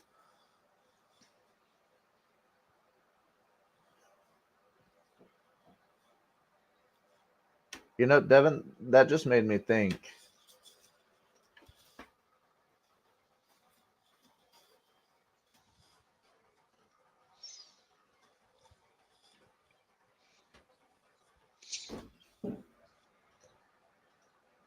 Thank you for letting me think, Devin.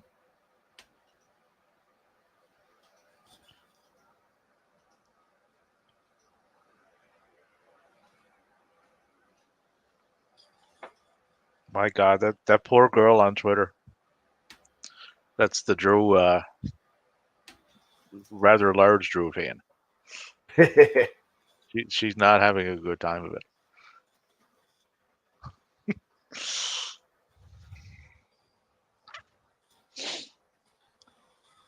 Juan Soto, what has happened to Juan Soto? He's like, it's Jesus Christ.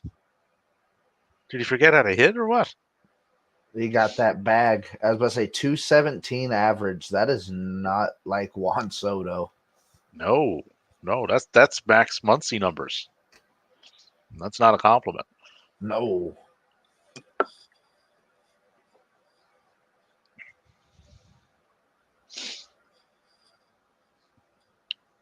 Ooh, a mighty foul ball.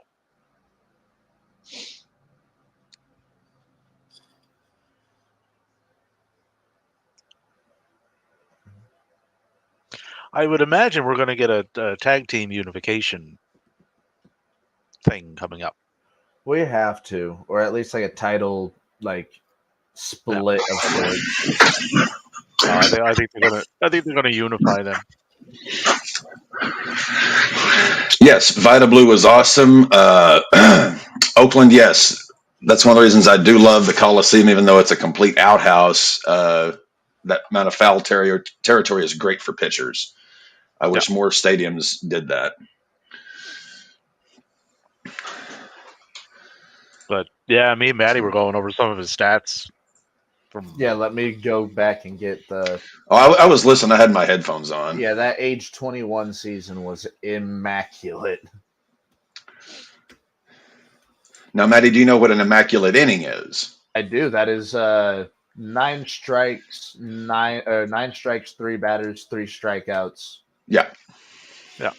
9 pitches done. Now, does it have to be 3 strikeouts?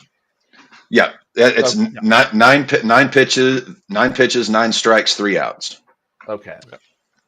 So Every time you threw the ball, they either swung and couldn't hit it, or couldn't swing at all because you pitched it too well, basically. Who pitched the last perfect game in MLB history? That I do not know. Felix Hernandez. Oh, Felix. Yeah, next Sunday night. Yeah, Maddie, you can actually update that on the ticker. Next Sunday night is Cards and Red Sox. So Dev will have to join us then. Alrighty. Next Sunday, Cards Reds or Red Sox. Baseball picked up Boston and St. Louis for next Sunday night. Poor Felix fell off the cliff. Well, it was that classic thing of his best pitch was his changeup, and when you look, and your changeup works off your fastball, and when you lose velocity on your fastball, your changeup ain't fooling anybody. No, so you'd have to basically, in turn, slow down your changeup even more so. Yeah. To make so you essentially turn into Jamie Moyer. Well, I mean, Pedro Martinez, in my opinion, had the best changeup fastball combo ever. I mean, it was just criminal. Like for he was one 2, of the 3 best years pitchers I've ever seen. I've got an autographed Pedro jersey on my wall here. He's one of my all-time favorites. But there's like that 2-3 year period where he had like a 16 mile per hour differential between his changeup and his four seamer, which is just, you're not going to hit that shit. I remember him up here. Mm-hmm. Although he was pretty wild when he was up there with Montreal. He was trying to throw a two-seamer, and that was when manager Felipe Alou said, "Hey, why don't you try throwing a four-seamer?" And it completely changed his game. Uh-oh. Trouble in the corner. I don't like uh-ohs. There's a new Raw logo? Yeah. Freeman. Oh. Yeah, I mean, Freeman's... Yeah, there is a new Raw logo. I saw Cherry posting that. He was in Montreal for 4 years. Yeah. 11-5, 14-10, 13-10, and 17-8. Led the league in ERA in his last year there, 1.90 with 13 complete games. I heard y'all mentioning Toronto and their Stanley Cup drought. Do you think it's going to be the lasting curse of Harold Ballard? They're never going to win a Stanley again? Oh, absolutely. Absolutely. I have no faith in that. I have as much faith. I have no faith in the Jays either, because I don't think they're an overly smartly run joint.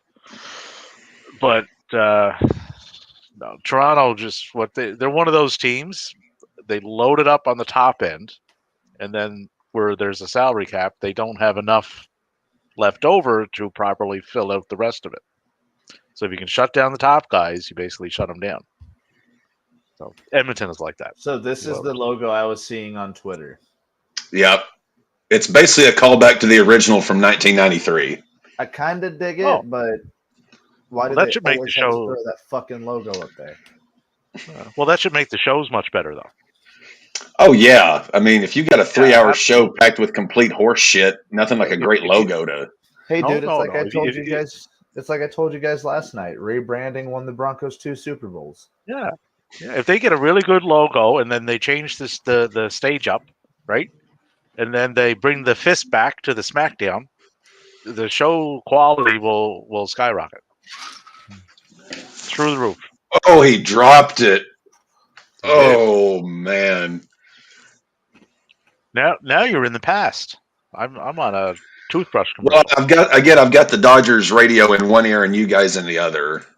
But I'm looking at the game cast on ESPN. So Dodgers, it's 2-1 now.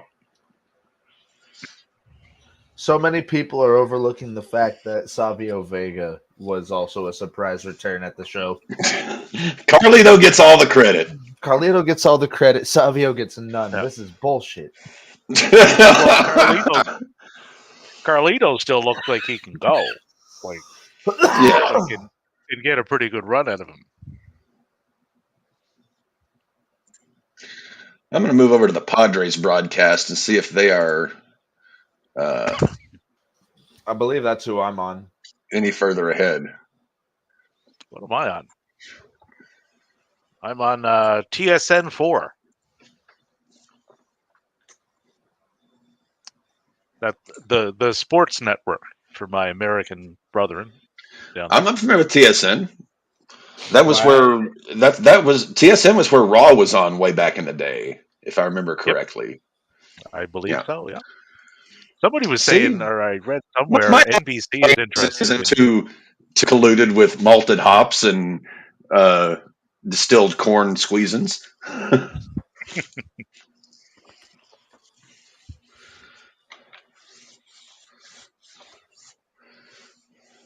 Oh shit, wrong button.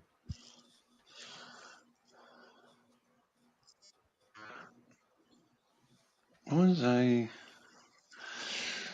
Oh, Maddie, I finally replaced my copy of Heavier Than Heaven that I gave you. Oh no shit. Yeah, I just ordered another copy of it. It's yours. How much does that cost? God, Amazon used books, $4 or $5. That's not bad at all. Dude, trust me, this library here, a lot of Amazon used books, a lot of used bookstores. Just a Believe lot. me, I haven't paid top dollar for a brand new book in almost a year. The last book I bought brand new was this one, On a Sea of Glass. It's pretty much the experts are is like the best book that's been written on the sinking of the Titanic ever, and it is like scholarly. I mean, you can see like how small the print is. It is like a scholarly work, but it is. I mean, it dissects everything down. It If anyone is a fan of the Titanic, this book, get it. It's a British book. You're going to pay a little bit more for it, but it's phenomenal. My son was fascinated by the Titanic when he was younger. Oh, it's beyond fascinating. I mean, not just the sinking, but how the ship even got built, and you get into different theories as to why did they hit the iceberg? Could it have been prevented? Could they have kept the ship afloat longer? So many little things. It's like I would say, whereas the Kennedy assassination is probably the most fascinating crime that ever took place, the Titanic is the most fascinating maritime disaster because just when you think you've kind of learned everything about it, something new pops up. Same as with Kennedy, there's always something coming around about it.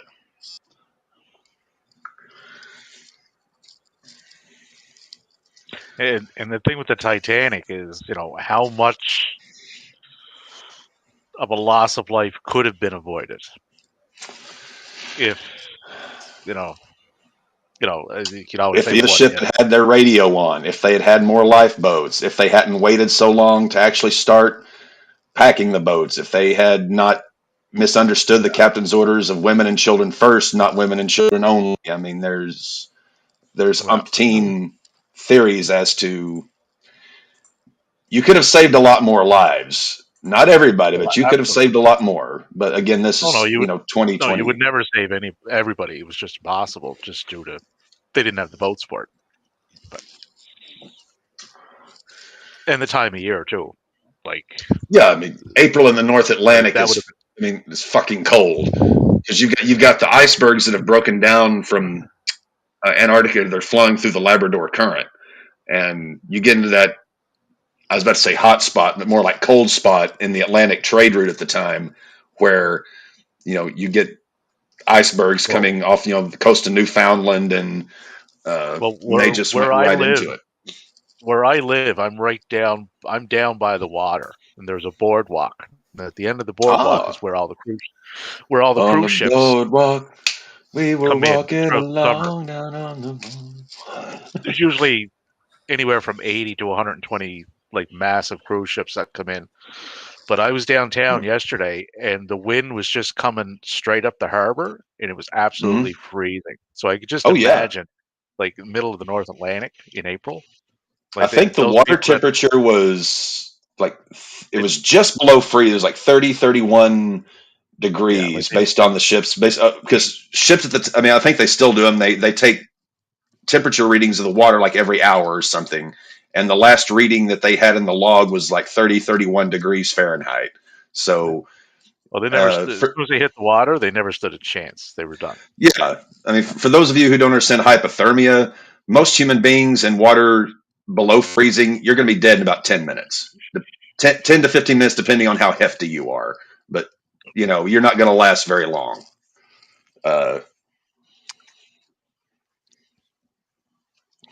And I've heard hypothermia is a very odd method to die because just before you die, you actually stop feeling cold.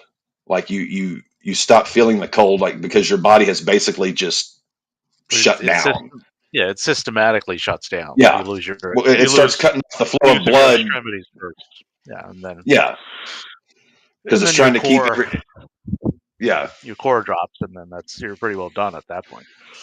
Yeah, it takes all the blood out of your extremities, and it's focusing here and here, and you stop feeling cold because where you have all these nerve endings, the tips of your fingers, your toes. There's no blood there. You can't feel it. Yeah, no, that's shut down, so you don't know how cold you are. As Walter Matthau said in Grumpy Old Men, hypothermia is a bitch.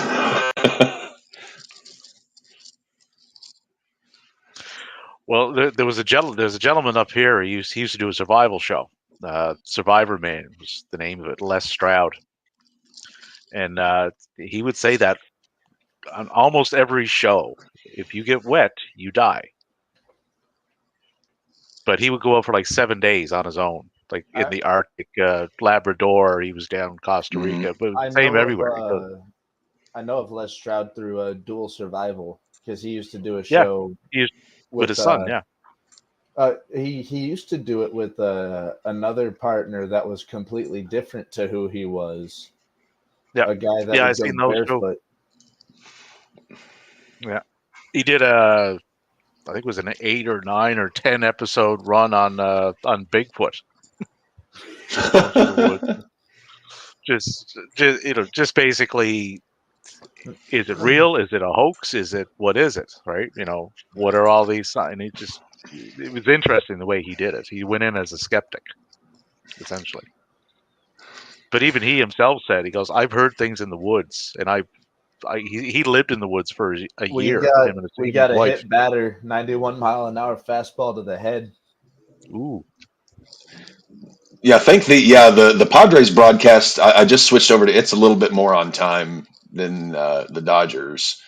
I was gonna say, well, I've heard now with Bigfoot, Sasquatch, whatever, you smell them before you see them because supposedly they have an odor that would knock a buzzard off a dead skunk. His was more. It's like D after a weekend of drinking tequila. His was more just noises that he would hear. Like he would be able to recognize what a bear sounds like, or what a coyote, or what whatever he would. I grew up out in the woods. I mean, we lived out in a very rural area near mountains. I mean, I heard coyotes all the time. Yeah, what certain sounds are. From hearing them. Yeah, but even he said, "I've heard things. I don't know what they were." So. Who knows? Oh, Eddie Kingston update. Yes. He announced at the ROH tapings he's having hernia surgery on Tuesday. Hopes to be back in 6 weeks. Hernias aren't fun. No. I've known that are out longer than 6 weeks after a hernia. Yeah, he had that going for a while though. He was wrestling. Not in the best shape there for a while. Wrestling. He did, yeah. He's tough. I'll give him that. That does kind of amaze me. This guy will wrestle for prolonged periods of time with legit injuries. I mean, I know. Again, to mention the gentleman who's on your T-shirt, I know Omega was wrestling for a fairly good amount of time with both knees were fucked up, his shoulder was fucked, and he had a hernia. Back, and he was working with all of that. for a while, which is why he took so long off. Had to have like 4 different surgeries. And he had vertigo. Like I don't know how he navigated that. Omega wrestling with vertigo. Alora gets vertigo and she's down for the count. I could only imagine trying to stand up and run breakneck speeds while the world is spinning around you. And he was doing matches in New Japan with that. Yeah, that's a whole different thing. New Japan, like the matches over there, like that's another level again. You probably noticed that on that top 100 list, Matty. There's a fair amount of New Japan on there. I was to tie this back into JFK. We just mentioned the Zapruder film. The reason he got the angle that he did, he was up on that pedestal on the knoll to get the shot, but he had someone holding his shoulders because he had vertigo. Otherwise, he would have stumbled and not gotten never hit it the motorcade. So Abraham Zapruder, Kenny Omega. There you go. Quantum Leap did a show on that. I don't know if you gentlemen ever seen it. I've heard of it. I don't think I've ever seen it. The show at all? I don't think so. It's a show late 80s. I don't watch TV. They just did a reboot of it, but essentially the gist of it was Sam Beckett was the main character, and he invented a machine that would kind of where he could go through time, but he would jump into other people, fix what went wrong, and make it right, and then he'd leap out and into somebody else. So it's kind of like Patrick Swayze in Ghost, where he could just jump inside Whoopi Goldberg and. Well, loosely, yeah, kind of. But in one episode, he leaped into Lee Harvey Oswald. What? He leaped into Lee Harvey Oswald. They did a 2-part episode on that. Very interesting. I'm still hung up on Cap just saying someone jumped inside Whoopi Goldberg. You ever seen the movie Ghost with Patrick Swayze? I don't 1990, 91? Yeah. Okay, well, essentially Patrick Swayze's character gets killed, and he's kind of caught between worlds, between the afterlife and the life, and apparently ghosts have this ability. They can jump into the bodies of other people. And Whoopi Goldberg, actually, the movie won 2 Oscars. She won for Best Supporting Actress. The movie got Best Original Screenplay. But there's a scene where he jumps inside Whoopi Goldberg's character while she's doing a fortune telling. Anyway. So basically, Patrick could talk to his wife. Yeah. Right. Well, he would talk to Whoopi. He would talk to Demi Moore. But I was just thinking, if Patrick jumped in of Lee Oswald, would we get like a Dirty Dancing type thing? Dancing going up the knoll. Dancing on the ceiling, if he dancing on the knoll. The time of my life, and I owe it all to you. Boom, boom, boom. And crickets. High fly ball. Leave the bases loaded. To the bottom of the 6th. Ooh, Steven Wilson. I have Steven Wilson. Way to go, Steven Wilson. That probably did nothing for my... Yeah, we don't measure defense, unfortunately. No, but if he was pitching and he just did something right, then that would help me. I think that's how it works, isn't it? Yeah. Yeah, generally. I was getting it confused with what's in my other ear. Yeah, maybe to your point last night, Dave, we should consider, putting together a RAWBall fantasy football league, since we've basically invaded my baseball league, because we've got 1, 2, 3, 4 of us out of 9 guys in the baseball league, associated with this endeavor. So, a football league wouldn't be too out of and it would give us an extra thing to do on Sundays, because we're going to be either watching Red Zone, and or if it's like Raiders, Broncos, Ravens, Broncos, Gambling. Patriots. Gambling.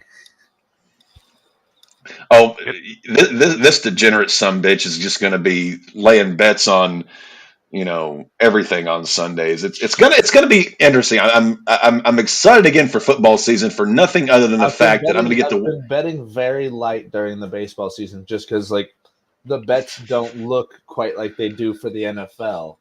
So I'm waiting for the football season to really start betting again. So I'm curious to see always what it's easier like to win bets on Sundays to watch Maddie just go through the day or whenever the Broncos are playing, watching him just freak the fuck out.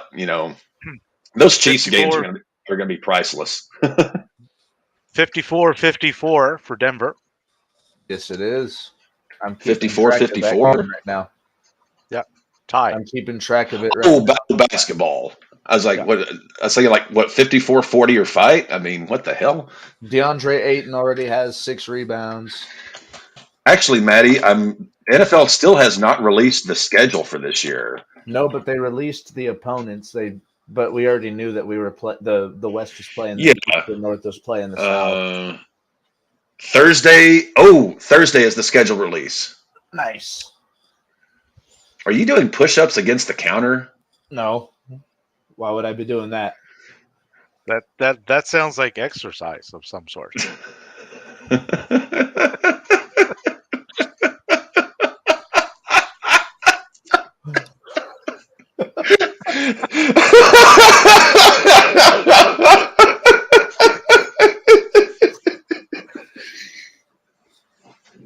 Why the fuck would I be working out on stream? Well, I know because I've seen you do. Well, I've seen him do jumping jacks, and that's not pretty. Yeah, I mean we've seen jumping jacks. I mean push-ups would be a logical continuance of said behavior. I say in 6 months, Manny is going to look like Jordan Grace. And in 20 years, I'm going to look like Jackie Gleason. There we go. Jordan Grace will never wear a pencil-thin mustache. Places. Ain't happening. I give Jackie a pass on the mustache because he was the great one. Dude, never give somebody shit on a mustache. No, the pencil-thin he wore like a Vince McMahon, Gomez Adams. Can we just call it the Vince now? The Vince. The Vince. Do you realize if even a few drops of rain hit him that day, the amount of dye that would be running down his face? He'd have a Rudy thing going on. Rudy Giuliani, yeah. So Thursday is the NFL schedule release. I'm definitely looking forward to that to see when and who my Raiders are going to get spanked by. Well, the Chiefs twice, Chargers twice. So there's 4 losses. Yeah. Wow, Michael Porter Jr. is putting in a fucking performance on the boards tonight. You'll probably split against the Broncos, so there's 5 losses. No, we're sweeping the Broncos. There's no fucking way. There's no fucking way. If we only win 2 fucking games this year, I want us to beat the Broncos. If you beat us twice, I have increased vested interest in our performance against Denver now. If the fucking Raiders beat us twice, I'm fucking losing my shit. No, the Broncos will win at home, and the Raiders will win at home. Even Steven. Thinking we don't know what the schedule's, but if you guys are flying me up for, I'll probably be at Devin's house for it. I was saying if you guys are still planning to fly me up for Thanksgiving and Christmas, if we wind up with Broncos and Raiders at either the Thanksgiving weekend or the Christmas trip, now why the fuck would the Broncos and the Raiders play on Thanksgiving? No, I mean that weekend. Yeah. No, Thanksgiving is always Lions and Cowboys against whomever. Definitely ain't the commies anymore. Did you guys grab David Mills yet? Get on that.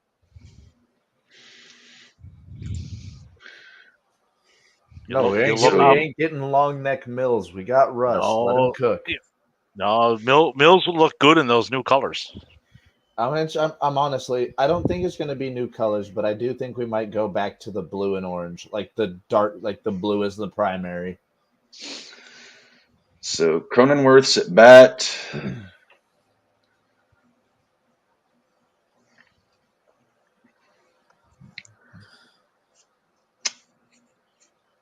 Urias only has 2 strikeouts so far tonight versus Musgrove, who's got. You would think it would be the other way around.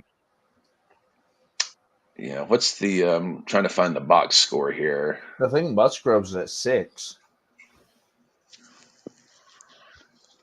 Actually, this weekend was the anniversary of Kerry Wood's 20 strikeout game for the Cubs back in '98. What a performance, by the way. I actually, whenever I was a kid out in Missouri, we had WGN. GN. And I would watch WGN, and I would watch some baseball and some basketball. I ended up becoming like a little bit of a Bulls fan when I was growing up. But I think every child to a certain degree was a Bulls fan back in the 90s. I wasn't even a Bulls fan due to the fucking Michael Jordan. I was a Bulls fan due to people like Ben Gordon and Kirk Heinrich and shit like that. But when you mentioned Cubs in these WGN, I just instantly think of Harry Carey. Just one of the craziest guys ever to call Major League Baseball games. I watched a lot of Cubs and a lot of White Sox games, and I will say Kerry Wood's 20 strikeout performance was one I actually watched live. All right, let me hear you. 1, 2, 3. Take me out to the ball game. He liked Budweiser. I'll just leave that. Usually by the 7th inning stretch, Harry Carey he'd had a few. Couple brews. A couple dozen maybe on some occasions, depending on how horrible the Cubs played. And also one of the greatest lines ever in sports, as sure as God made green apples, the Chicago Cubs will one day win a World Series. He was right. He was right. He was about, roughly 20, 30 years off. I forget when he actually said that, but yeah, he was right. I must reload the beverage.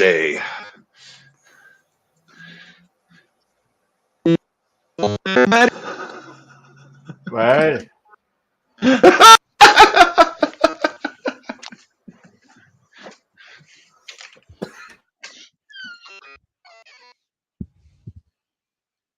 Oh, I'm dying. I see that. So how do you think? Oh, sorry. Go ahead. No, you go. Oh, I was about to ask you if you smoke weed. Oh, no. Never could. I mean, I have, but it never takes well. Oh, like, do you just not react to it well? No. Understandable.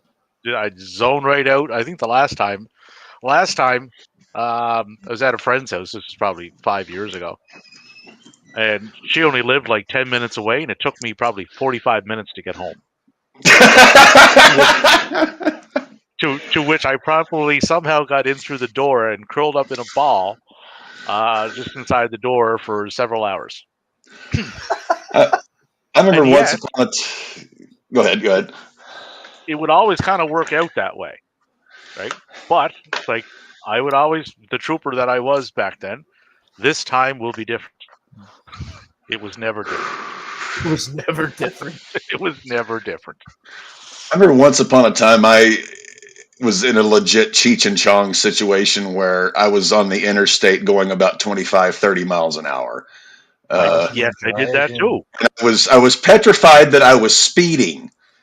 Yeah. But when I looked down at the speedometer, speed limit was 70. I'm going about 25, 30. I was probably blowing out of the stereo. I was probably 20, and I had a Chevette, a 1986 Chevette. Oh, same thing. Driving downtown, and I was after doing a puff, which obviously shouldn't have happened, and I'm cruising down the road at a whopping 10 miles an hour, trying to not get caught. That's amazing. So the person, and I had someone in the car next to me. Shouldn't be driving, by the way. If anyone listening, don't do any of these things. Yes. Yeah, like don't do any of these things. Like we said last night, don't get arrested. Also, don't do shit that can lead to said. Yeah. By the way, did your boy get home last night all right from karaoke? Oh yeah, yep, yeah. It wasn't a big crowd. There was only like 10 people there, but less people, it means more times he gets up to sing. So he's happy with that. So Bottom of the 6th. Dodgers are changing pitchers. Coming in. but yeah, the person next to me is like, you have to speed up, and I would agree. It's like, okay, I thought I was speeding up, still 10 miles an hour. Dude, you Just have to speed cruising up. around down, Yes. cruising around downtown, and the cop shop was downtown back then, which is where I was cruising at, knowing full well where the drunk tank was, because Holy I had hell. scratched that off my bucket list. Once you've had a few evenings of LSD, what would be the word? LSD orchestrated road excursions. Adventures, Good God. yeah. I can still remember vividly. There was one trip I took, no pun intended, from Arkansas to Miami. That car was literally like the car in Fear and Loathing. We were loaded. Whew. Funny enough, though, as the things as I got older, the things we would get into got stronger. I had no problem with that stuff. Hours. Is there any more? So it's like it was just the way that one, like doing a puff, it's just the way that would affect me. It never landed well. I never got into anything. How would I phrase this? I tried many things, but literally tried like once or twice. The only things that were consistent were alcohol, Mary Jane, and lysergic acid diethylamide 25.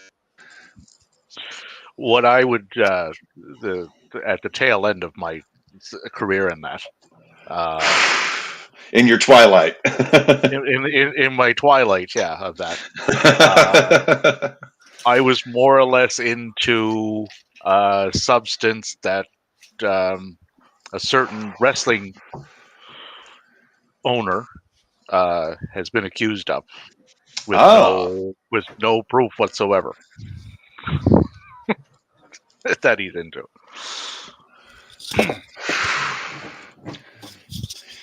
I was never the party drug guy. Like I wasn't.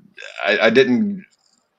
Never even once tried cocaine, crack, anything It'll like be that. No surprise to any of you guys that I'm into the psychedelics. I mean, Molly, MDMA was okay, but nothing spectacular. I didn't really like the after effects. Mushrooms was a two attempt thing. First time was okay. Third time, the woods and the trees turned into the orcs from Lord of the Ring, and that was about the. That was not fun. We are now into the top of the 7th as the inning has ended. We are. We have some more score updates from the land of hockey going into overtime. Let's tied at go. 2. Toronto and Florida. Playoff hockey gets really intense, doesn't it? It does, yeah. Mm-hmm. And in halftime in the NBA, it is 63-61. The Suns up on the Nuggets. That it is, yep. So Unfortunately. basically a tie. One back. Basically. Let's say we get Nuggets Lakers in the Western Conference Finals, Maddie. How much money are you going to be laying on Denver? And how many strokes are you going to have during that series? I just don't. I want the Lakers to lose. That's the hope.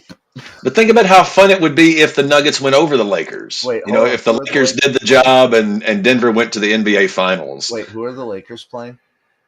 The Lakers are playing Steph Curry and his Golden State. They're playing them right now. But I was thinking if it winds up Lakers and Nuggets in the finals.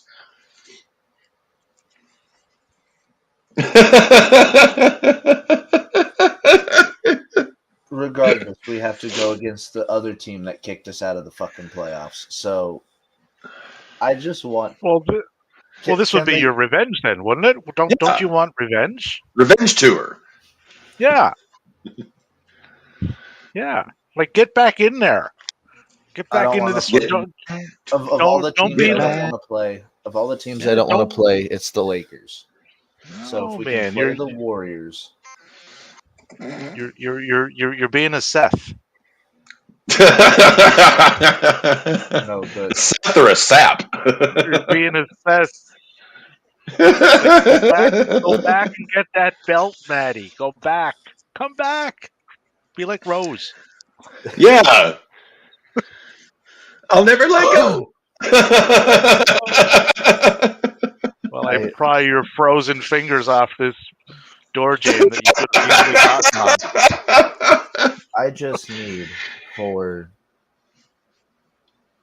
a tie. I don't know what is tougher to imagine. Maddie on like Miami Beach or Coronado Beach, you know, in Miami or SoCal, or Maddie on like, you know, stuck in the waters of the North Atlantic on a life raft. Like, I can't imagine Maddie near water. It just does. One and one does not equal two there. I want to get on a boat. Boats are fun. Like a pirate. I love boats. Dude, one of the best experiences I ever had in my life was deep sea fishing in the Pacific Ocean off the coast of San Diego. Dude, deep sea fishing is so much fun. You go out there for a day, you pay like a fee, they provide you with a pole, bait, whatever, you know, the whole package is. You just, you know, just fish. And it's fun being out on the ocean. Now if it's a really windy day, it can be a bitch because the wind will give me a throbbing headache. But other than that, it's a lot of fun. Last time I was on one was going from here over to Newfoundland. Yeah, they have ferries out there. Yep. Take you from one to the other. One takes you 7 hours, and then the other one takes about 16 and a half, depending on which part of Newfoundland you're going to. I went in February. I don't advise that. Now, where is Cape Race? That's like the tip of Newfoundland. It's like the closest to. Is that like the furthest most point of Canada? Like is Cape Race, or is it like? Oh, that's more information than I can tell you right now. Okay. Because I remember, like, we were talking about the Titanic, like, the reason the radio operators were ignoring ice warnings the night of the sinking was they were doing radio traffic to Cape Race, which was like the first point they were able to actually reach as they were, you know, sailing across, and they were sending messages to Cape Race, which is I thought it was like the eastern point of Canada where you can be, you know, reached from that point, you know, by telegraph at the time. We've got to come up with a name for that drink, Maddie. I've been trying to search my brain for this concoction you've been pounding all night, and I can't. Blue raspberry lemonade and whiskey. Cape Race is a point of land located on the southeastern tip of the Avalon Peninsula on the island of Newfoundland. So it's way up there. The blue bandit. The blue Ooh, band. that's not too the a blue bandit. Yeah, bartender, give me a blue bandit. Yeah.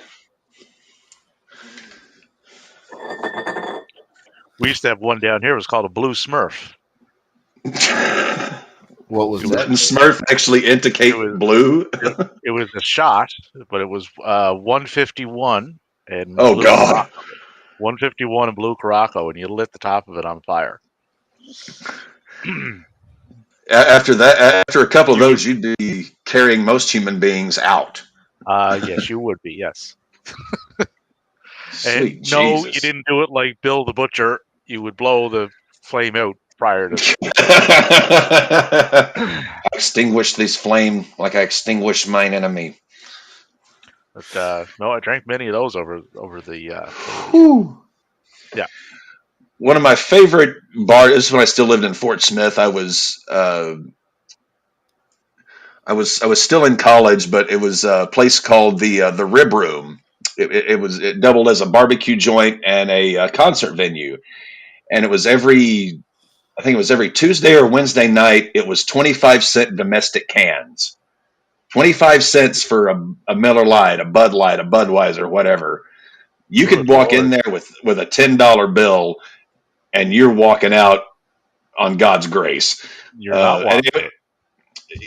yeah, I love. I mean, it was those were all the guys would hang out because you could literally a Why dollar wouldn't bill you? would buy you 4 fucking beers. We had a similar thing up here. This would have been the 90s. Loony nights, they called it, because our dollar is called a Looney. loony up here. So Yeah. you pay a loony to get in. And then if you wanted a shot, which would be like a rum and coke or vodka and orange or lime or whatever, it was $1. And if you wanted a beer, it was $1.75. Maddie, Nobody you ever remember? left silver, ever. I said, Maddie, you remember the piano bar I took you to, right? Yeah.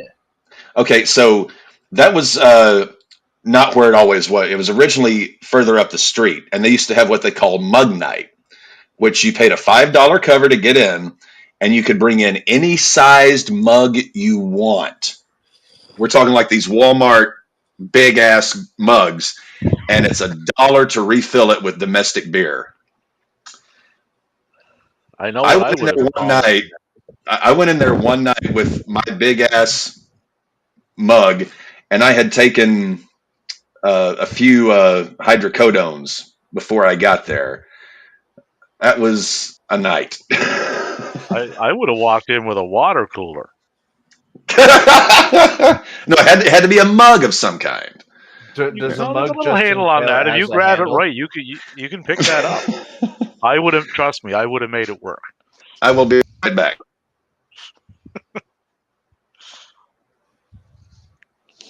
Still at the top of the seventh. Nobody Top of on the seventh. base.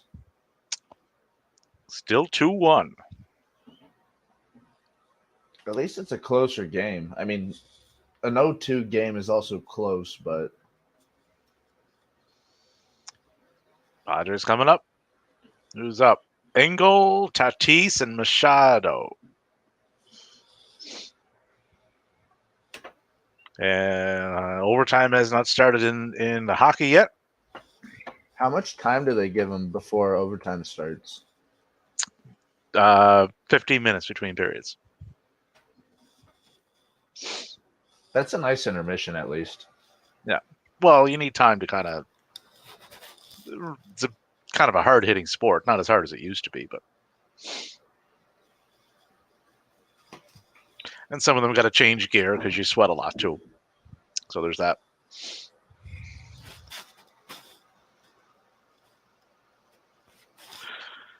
And So- I've got some cleaning to do when Alora goes to work. So on an earlier podcast, it was brought up. How would you present this Wembley show? I Like would a cigar. present it as as the spectacle it is. Like, Well, would sorry. you go more a WWE type of presentation with it, with the big, huge stage and the over the top, or would you go more towards like a Wrestle Kingdom Noah type Well, of presentation? here's the real question.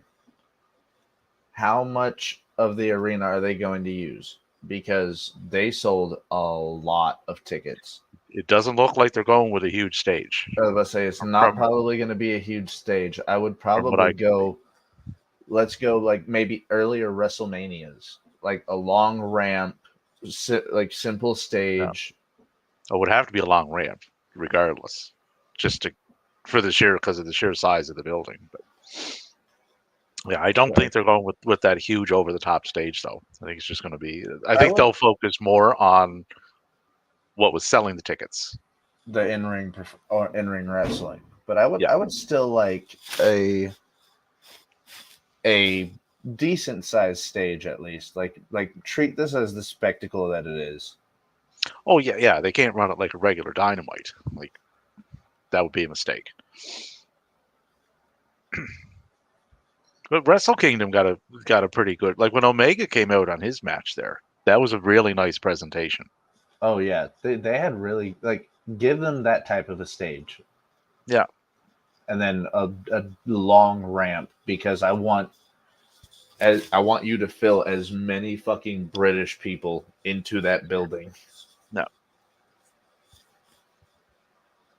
But that's insane, though. That 70,000 tickets sold and not a match, even close to being announced. Even close, because they got 2 more pay-per-views to get through before that even starts getting really formed storyline-wise. And making sure that, I'm pretty sure some people like Will Ospreay are going to be kind of taking it light on their schedule. There's going to be people kind of taking it somewhat light on their schedule to probably get ready for the big Wembley show. Will just won a belt, the 1PW belt. I saw the ending to that. That was awesome. And he got a match against Tanahashi coming up at Resurgence. And then he got another one coming up at Dominion if he wins that match against Tanahashi, which he probably will. So he'll face Archer at that one, which will get him to Forbidden Door against Omega. So there's one. So that's not exact, and he'll be wrestling in between that too. Oh yeah.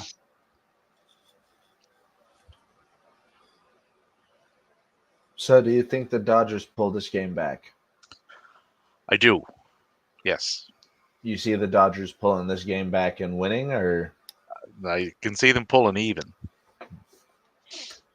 I think this goes extra. It'd be good. It'd be good for our views. Probably the 11th, I would say. Still halftime out in Phoenix.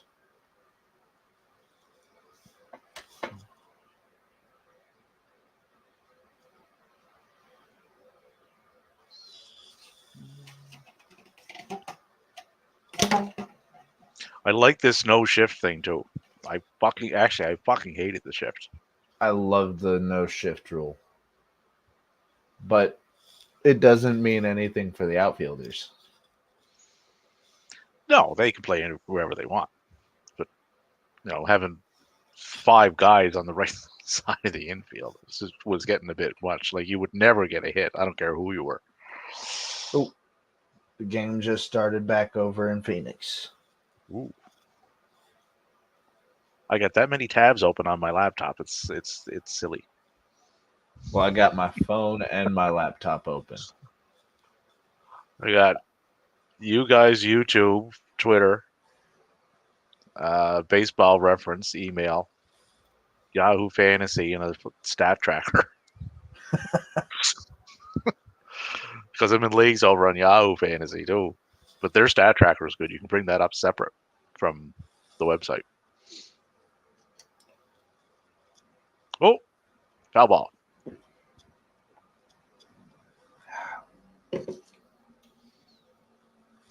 Oh, and the hockey game is into the overtime. A lot of good games going on tonight.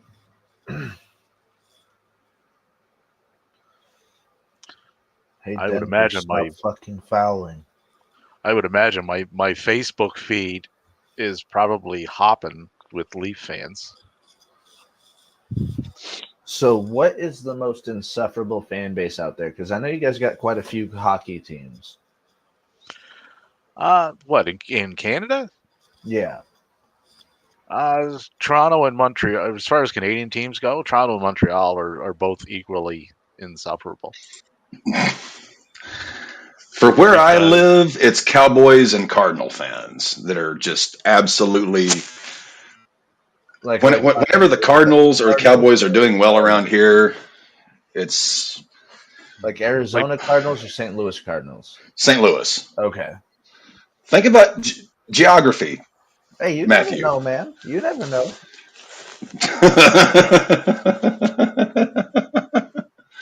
You lived about 8 hours away from where I live right now. Trust me, you.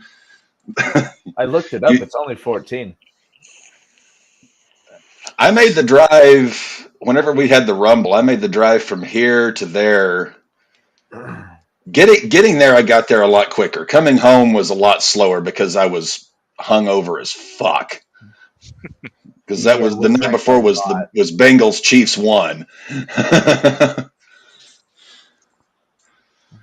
And I'm on my last beer. It's Sunday, and we have Blue Laws here in Fayetteville, and I just didn't feel like driving the 7 miles to Springdale today to get. So I'm. The hell is a Blue Law? It's what's left of my stash from Friday night. Oh, Friday night I had about 10 beers and a fifth of Jim Beam. I was pretty well tanked. There we go. That's Fayetteville. Looks like Fayetteville to West Plains. Okay, Fayetteville, North Carolina. Oh, numb nuts! How dare you? 3 up, 3 down. Dodgers coming up. Oh, Dodgers only have 2 hits. Never mind. They got 1 run on 2 hits. Padres have 2 runs on 8 hits, left 6 on. There you go. 3.5 hours. That's got to be a flight, though. I mean, the drive. That's the drive. 3 hours from Fayetteville, Arkansas to St. Louis? No, to West Plains, where I'm from. Oh. Well, the Rumble wasn't in West Plains. It was in St. Louis. To St. Louis, it's 5.5. Holy shit, I'm 2 hours away from St. Louis.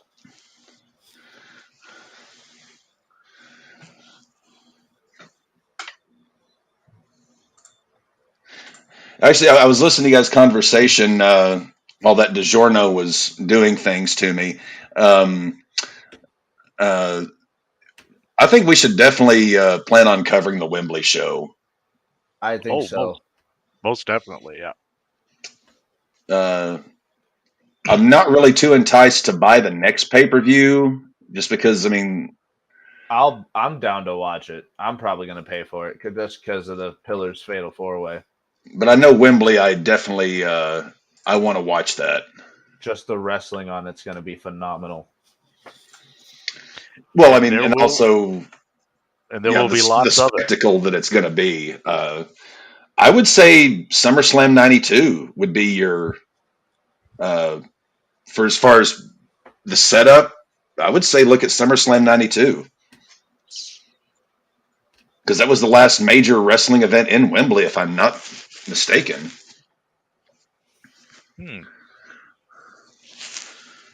I mean, it was really basic. They had, a very simple long entryway, and then,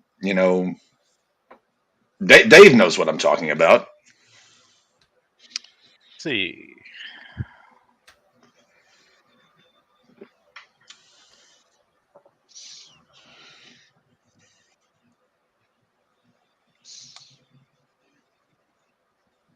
Okay, I need Jokic to start rebounding, please. So I almost called him Jokic earlier. What year did you think that was? 93, you said? No, 92, SummerSlam 92 when they did SummerSlam at Wembley. Wasn't that the last major wrestling event held at Wembley? Or didn't they have they might have had another one in the fall of 97. It was Shawn and Davey for the European title. I don't know if that was at Wembley or not though. Let's see. 92 was Wembley, yep. 78,927 attendance.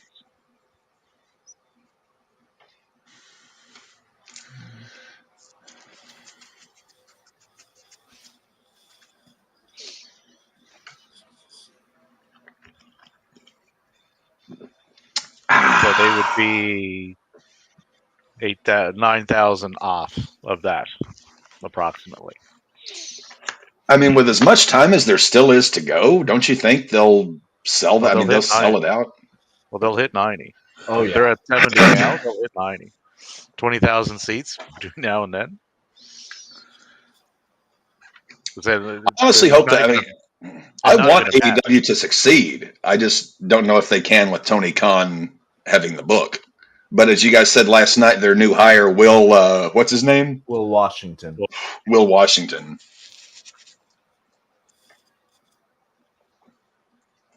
I don't know. For being in business 4 years, they've made a lot of strides in a short amount of time. So he's doing something.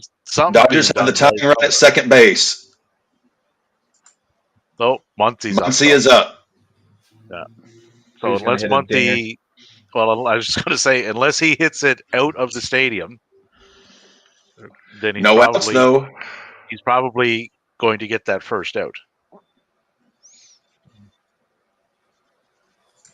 Update on the Sunday Funday parlay. Ayton, Jokic for points, Booker for points have all hit.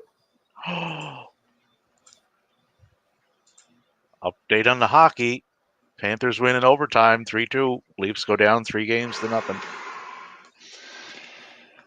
Fuck you, Harold Ballard. What in the hell? The kitty cats are on fire. 77-77. 5:59 in the third. Like I've got you guys in one. I've got radio broadcast in the other. I'm like going back and forth trying to figure out who I'm listening to here.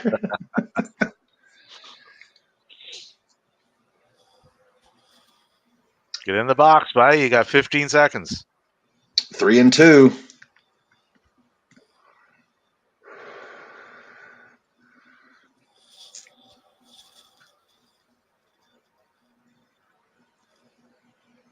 Ten pitches in this. He walked him. Muncy. So the tying run is at second. The winning run is at first. Yep. So they're going to tie it. And Hayward is up. This is going to the overtime. Wait, no, not Hayward. They pinched hit. It's Bush. Everybody likes a little Bush.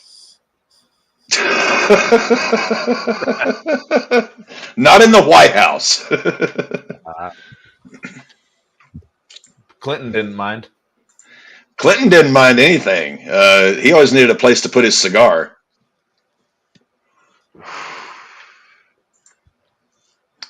So Matt Bush is at bat. Muncy's at first.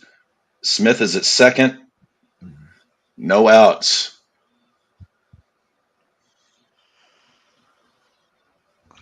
Apparently, it's a sellout crowd in San Diego. Doesn't surprise me. I mean, this is a pretty big game. I mean, granted, early in the year, but because now you also have to, with the way the new schedule is, division teams play each other less. They used to play each other 18 times a year. Now they only play each other 15. So one less series against each other. One less series.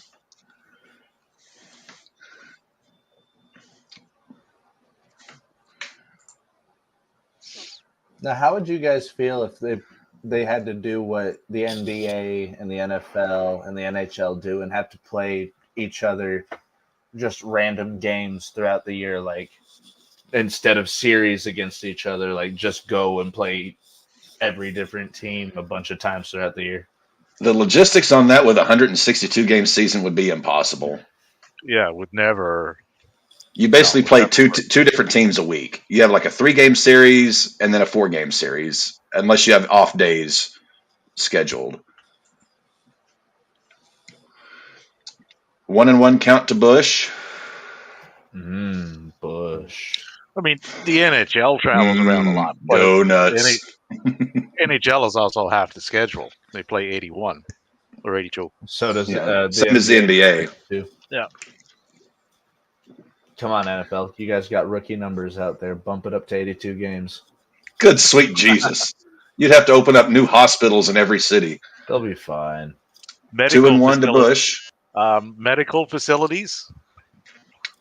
You and your hospital. Hospitals, not medical facilities. Hospitals. Medical facilities. Fucking Gomez Adams. Local medical facilities. 2-2 to Bush. Is my local medical facility where I can donate sperm? Dude, have either of you seen the new Beavis and Butthead, the second reboot, which is fucking phenomenal? I've not. There's I have not. there's an episode where Beavis goes to the unemployment. I was like, yeah, I donate blood and sperm. And where do you donate the sperm? Just kind of all over, wherever. And Bush strikes out. So 1 out. Ottman, the center fielder, is coming up. Still got runners at first and second. It's nice to have a Sunday night game that's not a blowout like last time. And next Sunday we get Matt just choking. Is that in Fenway next week? Yeah, it's Cardinal. Next Sunday night is Cardinals at Red Sox. So that game's going to be on MLB TV, correct? No, that's ESPN Sunday Night Baseball next Sunday. Okay. Cardinals at Sox. They still haven't announced in June Red Sox at White Sox, so I'm not sure if that'll make Sunday Night Baseball or not. But I saw ESPN picked up for next week Cardinals Red Sox, so that's why I was like, okay, yeah, we got to do the Sunday night thing for that. Strike 3 called on Outman. Damn, that was quick. I'll be over at Devon's for that, and I'll let him know this time around. So 2 on, 2 out, and looks like Vargas is up to bat. Oh, Vargas. He will drive in the run. You said he's going to hit a home run. No, just drive in Or the drive run. one in. He'll get the home run later. Yeah, Will Smith is at second. Muncie's at first. Top of the 8th, 2 outs. Yeah, the Padres broadcast is like right on time versus the Dodgers, which is way behind.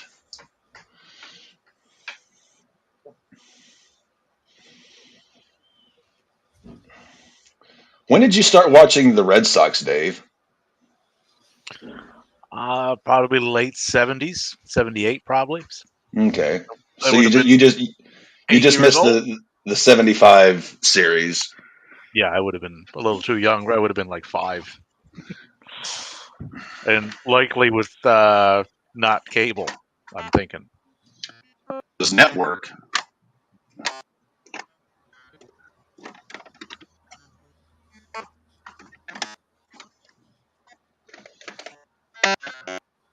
I was singing, and a blast from your childhood, Bill Lee. Oh, that was supposed to be a hit. The Spaceman. Yeah. One of my all-time favorite pitchers. Let's just say if Matty had made it to the major leagues, he would have been the next Bill Lee. Oh, easy. Yeah. What was he famous for throwing? Junk. Sinkers, curveballs, eephus pitch. He threw junk. Oh, he had an eephus? He threw an eephus, yeah. And that is an out. We go. The Dodgers strand 2. We go to the bottom of the 8th. Yeah, Bill Lee was a hell of a pitcher for a guy who had very limited velocity, but he was he was the guy who understood the concept that the pitcher's job is to fuck with the hitter's timing. And he had a great sinking fastball, had a really great curveball, threw an ephus pitch, could throw a changeup, and he was a very successful left-handed pitcher in Fenway, which is very tough. Good catch by Bogey. Wow, the Dodgers stranded both the tying and the winning run. Bill Lee finished up in Montreal. Mm-hmm. He and Boston management did not get along towards the very end. And then he went to Montreal and they hated his ass too. They just didn't understand him. He any day he pitched, he mixed marijuana with his pancake batter. Get a 119 and 90 win-loss records for his career. Look at his record though when he was with Boston though. His win-loss record with Boston. 1-3, 2-2, 9-2, 7-4, 17-11, 17-15, 17-9. So he had a good little stretch there. Yeah. Then he kind of fell off. 5-7, 9-5, 10-10, 16-10 his first year in Montreal, and things went sideways after that. 4-6, 5-6, 0-0, 7 games, all in relief. This final season.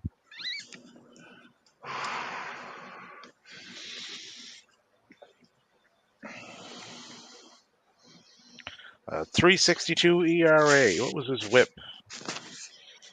1.364.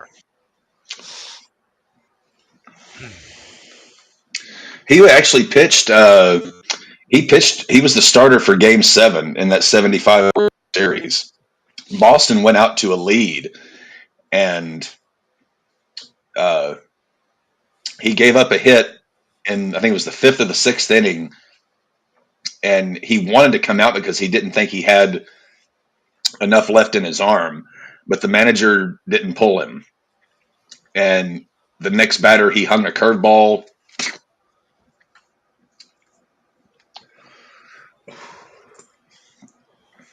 I think it was game 6, the one where Pudge Fisk hit the home run in extra innings. 75 million viewers for that game 6. Wow. That's MASH numbers. Different time. Yeah, I was just going to say that's like MASH finale numbers. Goodbye, farewell, and amen. Dave, what do you prefer, the TV show or the movie? I kind of like. I prefer the movie, but the TV show's okay. I can watch the TV show. I love the movie. I lean more towards the TV show. Okay, fair. The TV show, it kind of varies. There's some seasons that were really good, some that I didn't like. It depended on how much Alan Alda had to do with what was going on. It probably went on a few seasons longer than it should have. Soto going first. The ending was done perfect. Near perfect. Yeah. Like you can't put together a final episode much better than that. Yeah. I mean, still to this day, the highest watched series finale in television history. The MASH finale. It tied everything up the way it was supposed to be tied up. Like with Hawkeye getting the help he needed and coming back, and like with everything, right? Like it touched on so many different levels of what the show did throughout its run. You know, it had the comedy moments, the serious moments, the touching moments.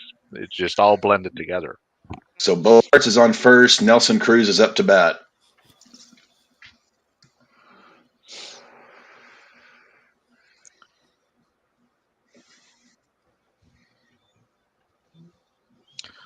Hader will be coming in.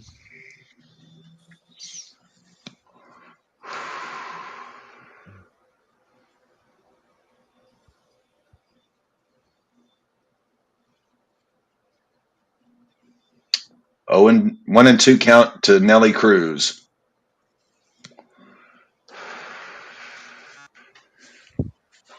Now look, I try to be nice over in Facebook land, and I'm getting shit for it. What'd you say? Facebook is worse than Twitter. All I said was thoughts and prayers going out to the Leafs fans. There's always next year again. Like how much more sincere do they want me to be? Like, good Lord. T's and P's, T's and P's. 2-2 count to Nelly Cruz. Bogarts is on first. Strikes out swinging.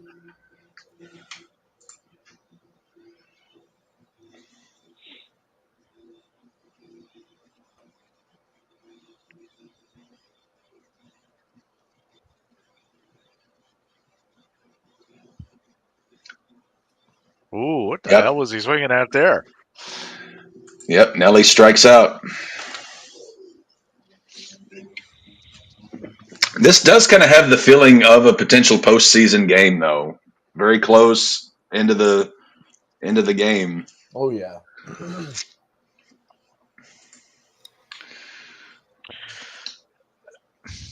So Cronenworth is up. Takes strike one.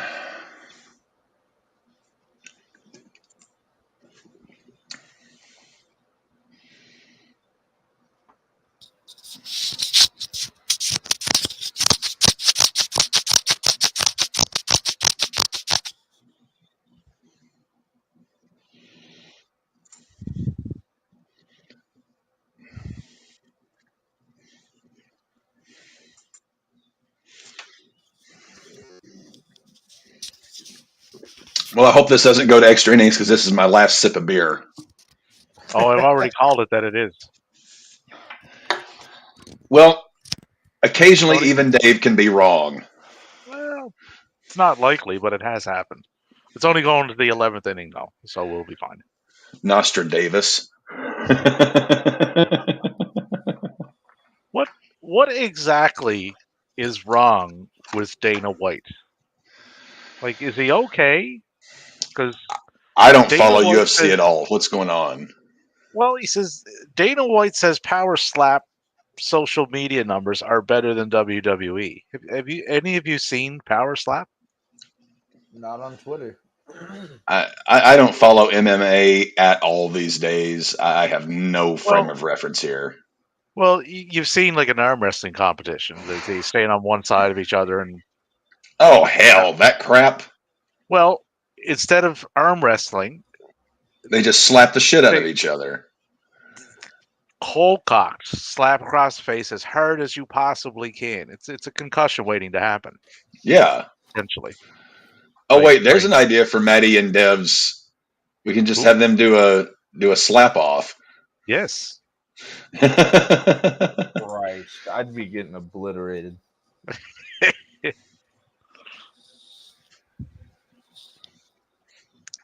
The slap heard round the world. And that's the end of the 8th. Top Dodgers coming up, top of the 9th. Last chance for romance.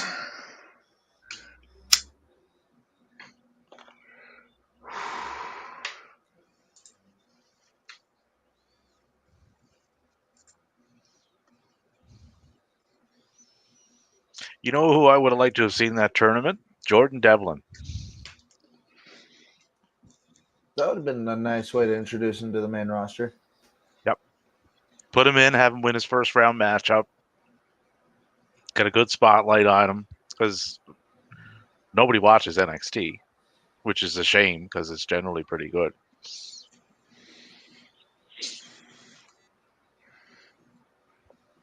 Yep, but yeah, here comes Hader. It would be a good introduction. It's like, here's this guy. We're really high on him. We like him. There you go.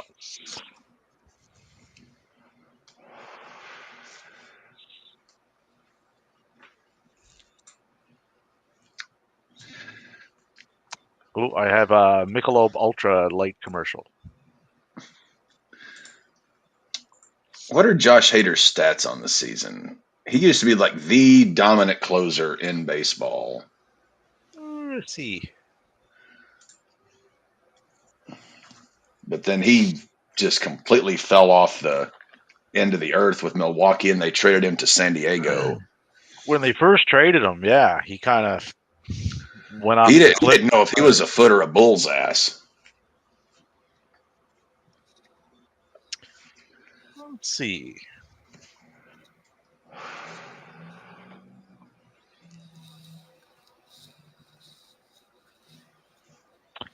Josh Hader, in 15 innings, he has 11 saves, 20 K, 0.6 ERA with a 0.67 WHIP.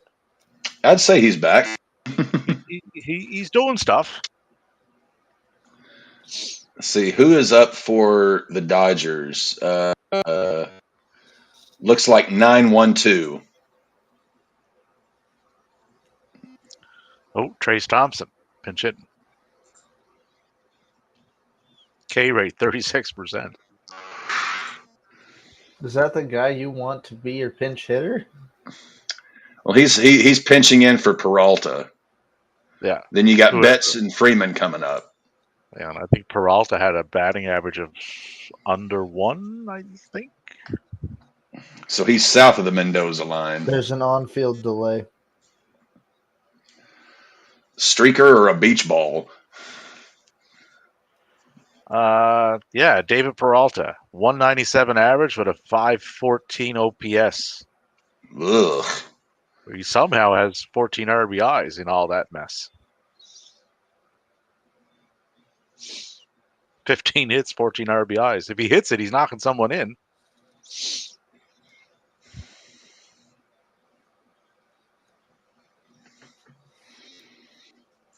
Oh, lawn maintenance. Lawn maintenance. 1-0 count to Thompson. So basically, motherfuckers, we're in the top of the ninth. So Josh Hader is having a Nia Jax issue. His hole? Yeah, it was a hole on the mound. My hole! My hole! My God, that was bad. Where's Dev when we need him? Dude, Was he a Nia Jax fan? No, he absolutely despises. Oh, he despises Nia Jax. Oh, I like Devin even more now. Yeah, me and D cannot stand Nia Jax. Well, you don't like her. He hates her. I loathe her. Can you go? Can you drop down even further, Captain? Or are you just indifferent? I'm indifferent depending on the comedy value that can be had.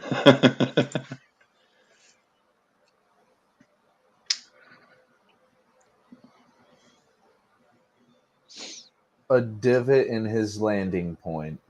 Yep. A divot. What is this? Golf? I was about to say that's sounds like a Phil Mickelson complaint. Fucking pitch the ball, goddammit. It's the top of the ninth.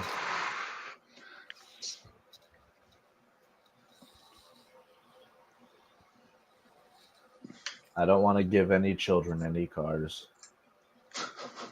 What? I got a Cars for Kids ad in my ear. Oh. I don't want to give no kids no cars.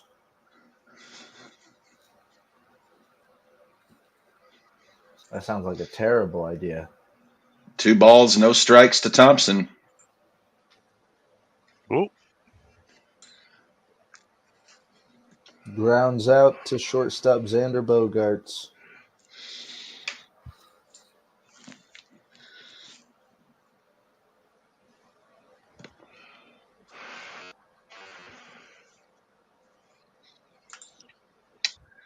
One down. And Betts is up. The Royals are 9-26, and the A's are 8-27. You know what the Nuggets are? Down 6. Oh, it's okay. It's the game of basketball.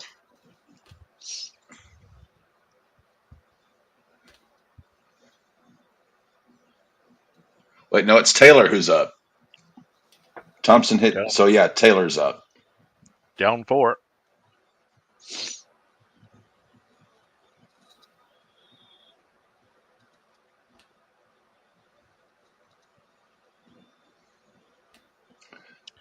Taylor flies out. much further than it did. Taylor flies out. Betts is the last chance for the Dodgers. I remember a few years ago with Taylor, he was fantasy baseball gold. Yep. If you had the league that I ran, it was center field, right field, left field. You had to do position by position, and he played fucking everywhere. Yeah. You could plug and play him anywhere.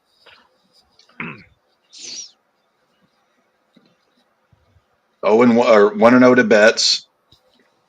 1-1 to Betts. 2-1. A sinker right where that first ball was.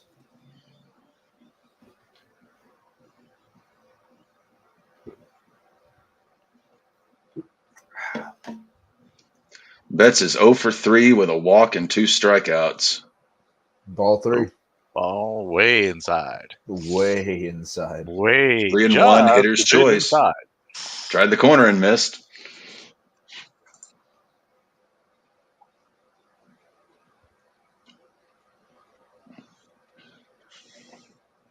Way inside. I think I might be behind Matty though.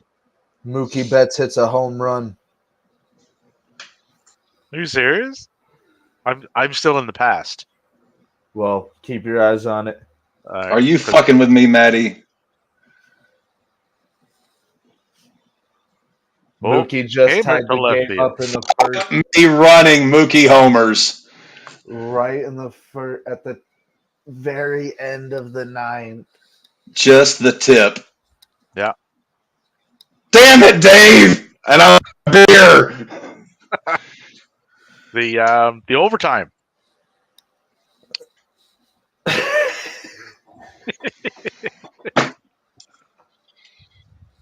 I hate so much about the things that you say. That turned out to be right. We called Dave Oracle for a fucking reason. Yeah. So Freeman's up. Strike one. Freeman will strike out.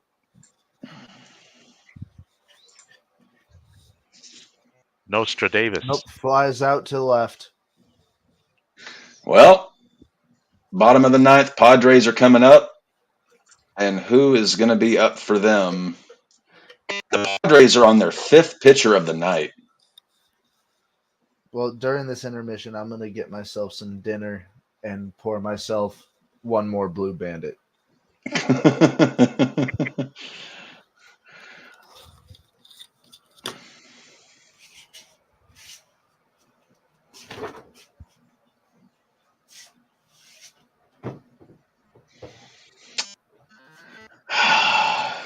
Oh, extra innings. Don't worry. It's not going to end. It's going to end in the 11th.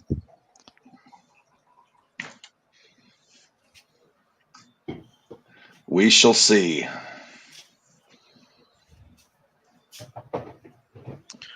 And how's this basketball thing? 105.98 for the 105.100 for the Phoenix Suns.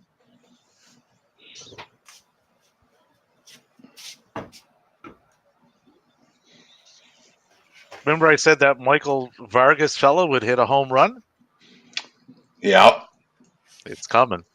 Stay tuned. Oh, Dave. And I just thought I was going to get to bed early tonight. No. We'll be having none of that.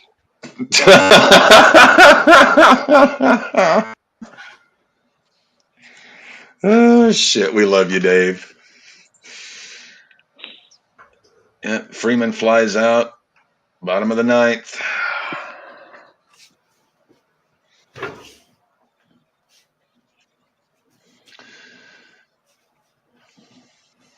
What else is going on in and around the world here? Checking tweet or...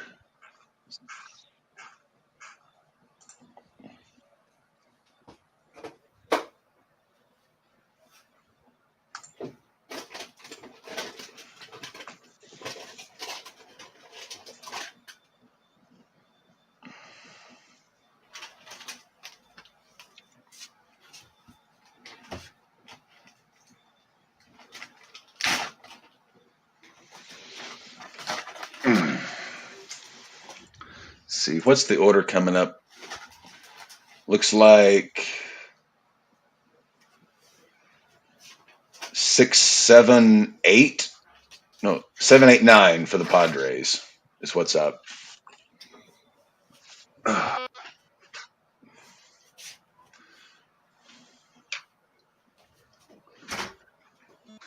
See, I'm gonna grab a bottle of agua.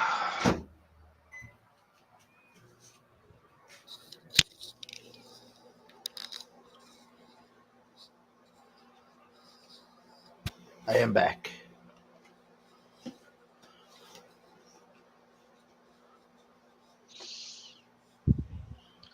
All right. So this inning doesn't matter. Unless pop out to second baseman, first out. Ooh, is he Mr. Kim? Is he on your team, Maddie? I don't think I have Ha-Sung Kim. I might. Oh, you have to go. You have to go get him.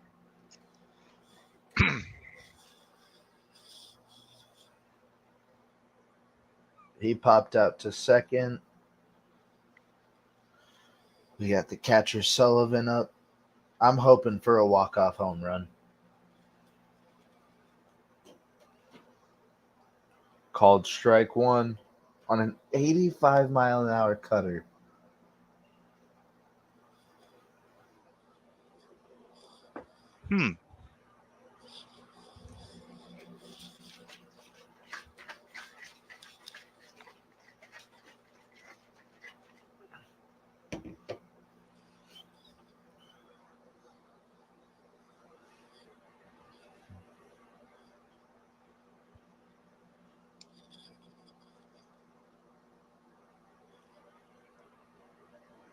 Strike three.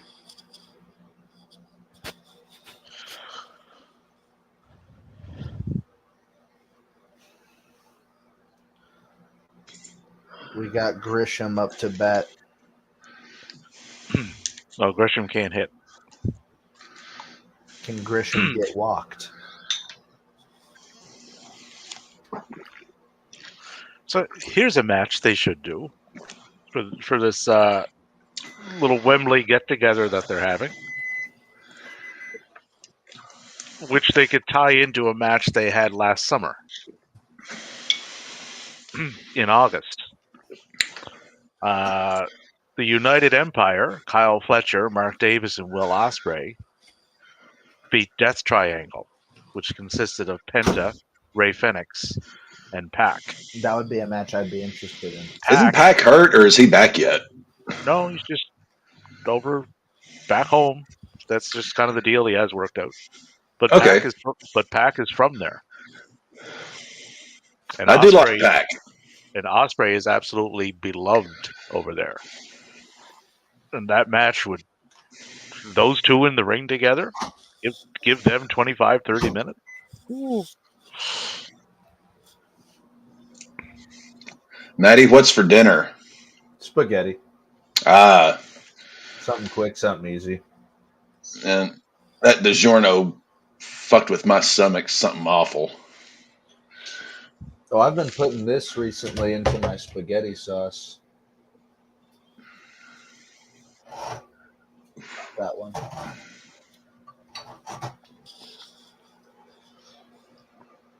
Good God. Black You're a garlic? madman. Ooh. Carolina Reaper. Ugh. It's got such good flavor. Yeah, I would call that fire in the hole. That would be a little spicy, I'm thinking.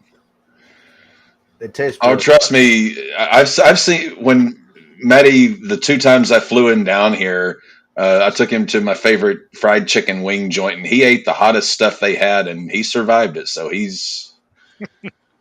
Suicide he can do wing. As it. we call And we them go up here. to extra innings.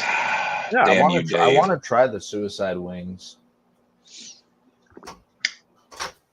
I know Devin does too.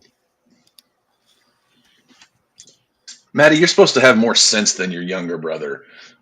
No, we both like hurting ourselves with food. You must like load up your Caesars with Tabasco sauce then. Not always. They actually closed our Little Caesars here. That's sad. They closed our Little Caesars and tore it down. Pitching change for San Diego. We got Honeywell on the mound.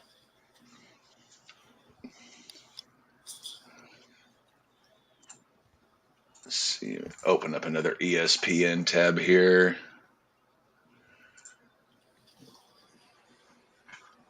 So I'm still in first place, 75 points to Dev's 71.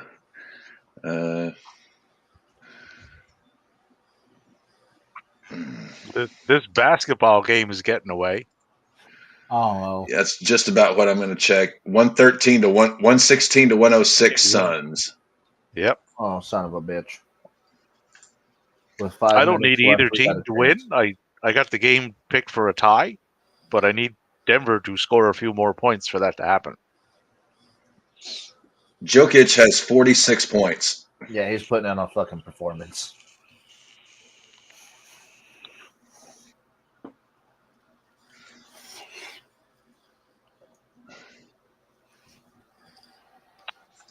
I actually remember one of my better or more enjoyable LSD trips was a playoff game between the Suns and the Mavericks, and it was at Phoenix. And the way that Phoenix court is with the orange and everything, And the bright colored hardwood. yeah, that was one of the more fun playoff games I've ever gotten to watch. It was that the menu that day was LSD and hash. Party time. Oh yeah. And before that game, I actually watched Pink Floyd's The Wall, so I was good and ready.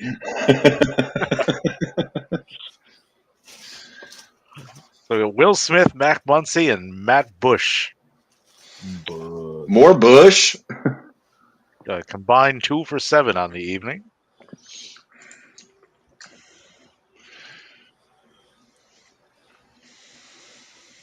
So they'll go down 3 straight, leading to the 11th, which will Like bring you up said. Outman and then Burgess. They will not go beyond Burgess. I swear to God. So if Phoenix wins, that'll tie the series up 2-2. Go to Game 5.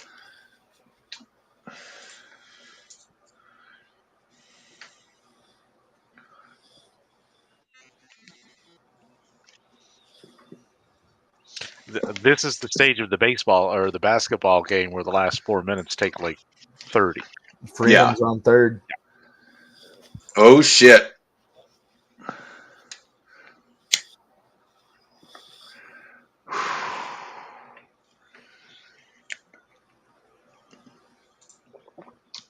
So Smith is up. Smith grounded out. Freeman to third. Muncy's up. Yep. And then Bush.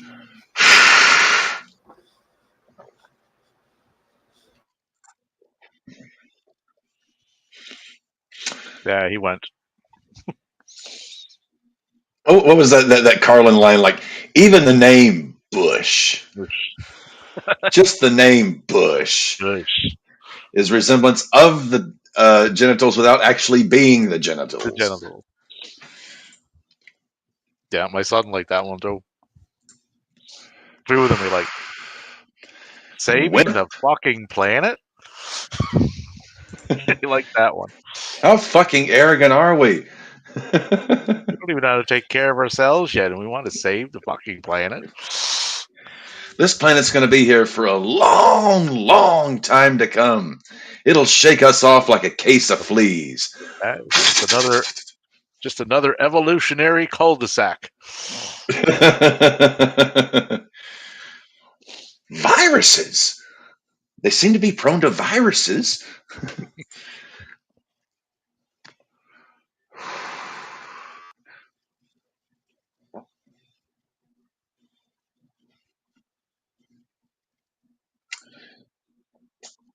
By the way, Maddie, if you're looking for a potential good date night. Greta Van Fleet is coming to Denver. Not Ooh, Red Rocks, but they're coming to one of the arenas there.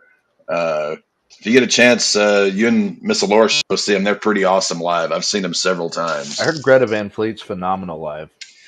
I went to both shows at Red Rocks. It was pretty awesome. Muncie got struck out. Bush is up. Oh, Greta, I would love to see live. I saw them twice in Kansas City, twice at Red Rocks, Nashville, Oklahoma City. They are a lot of fun. He comes across. You would know this because you've seen him live. As like a cross between Robert Plant and Freddie Mercury, kind of melded into I was one. actually going to throw in a third there, Ronnie James Dio, because of his stature. Yeah, he's not a big guy. He's only tiny. Well, he and the guitar player are twins, and then the bass player is their younger brother, I didn't know that. and the drummer is a family friend. Yeah, the guitar player. I mean, I always try to get my seats close to the guitar side because Jake Kiska is just an awesome guitar player. And you gotta, I mean, for modern bands that are lazy as fuck, I mean, they have not stopped touring and making albums. I mean, they've got another album coming out in July and starting another tour. They're actually playing at the Beale Street Music Festival this weekend, but they've got another album coming out in July and another tour starting then. Yeah, you don't see a lot of bands doing that now. They'll release an They- album and then you don't hear anything for 2 years, and then Yeah. something They else. are road warriors. That's how you get out and hone the craft, man. You got to get out and do it. Yep.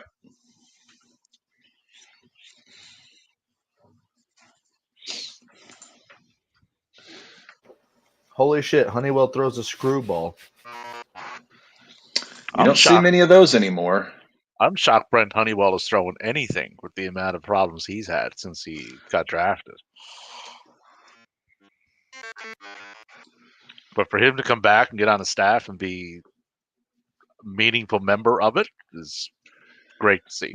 121, 15 Suns. Yep. Denver's making a 2 Dodgers.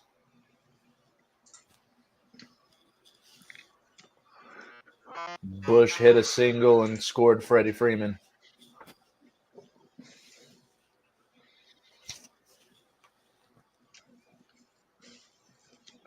There's the Honeywell we know and love.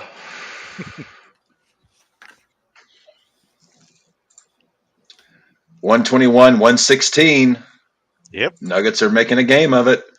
Keep getting close we always closer, Denver. We always at least pull it back.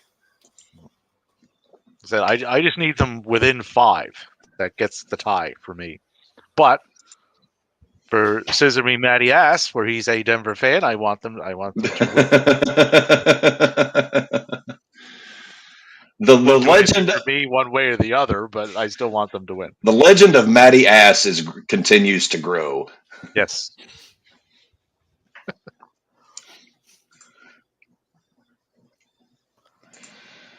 Dodger. I wonder if he went to the AEW shop.com. Could he get those shorts? I would buy them. Daddy ass.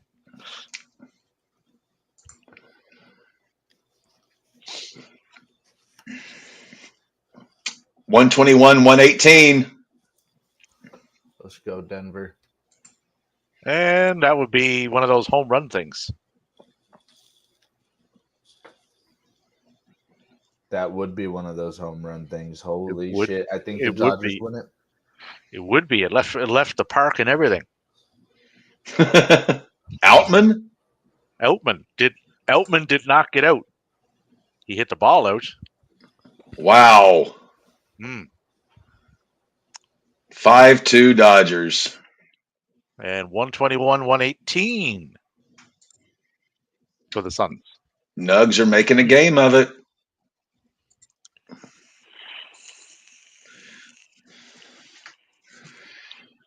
this game is pretty telling of the failings of the Padres. They don't have the pitching to No. keep a They don't. lineup down long enough because they're already on their sixth pitcher of the night.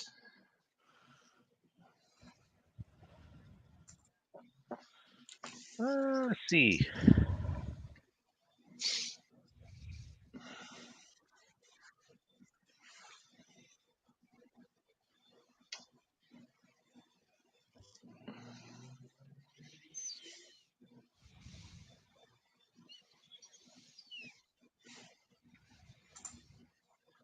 $123, $118 Suns.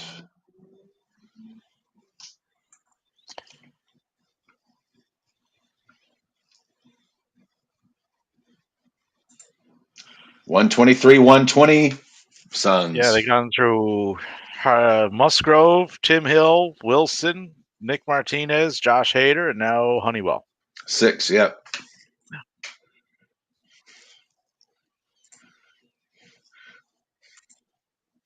And Dodgers only went through Urias, Almonte, Gonzalez, and Ferguson.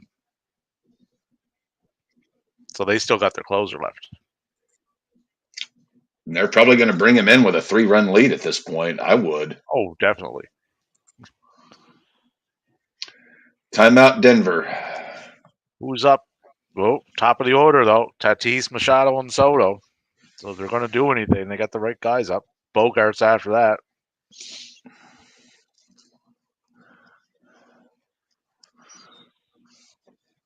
First two get on, Soto home run. And Maddie's back. Yes, I am. 123, 120 Suns. Let's go, Denver. Come on, pull it back. Jokic has a 50 burger up. With 45.1 left on my tracker here. Yep, that's what I'm seeing as well.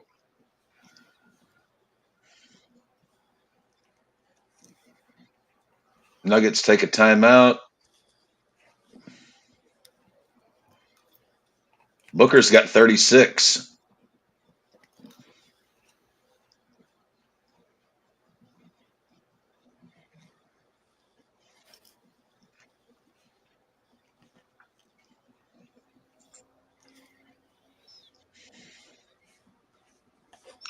Yeah, Jokic got 51. Murray got 28. Booker 36. Durant 34. So my scoring parlay is part of that hit. Jokic got 9 assists. He's just not rebounding like I was hoping he would. Jokic has 10. 10. 10 assists, 4 rebounds for Jokic. Oh, what? Denver's challenging? What the fuck are we challenging? Coach's challenge call overturned is what I'm seeing on ESPN. The fuck are we challenging? I don't know. It's not like you can contest did the ball go in the basket.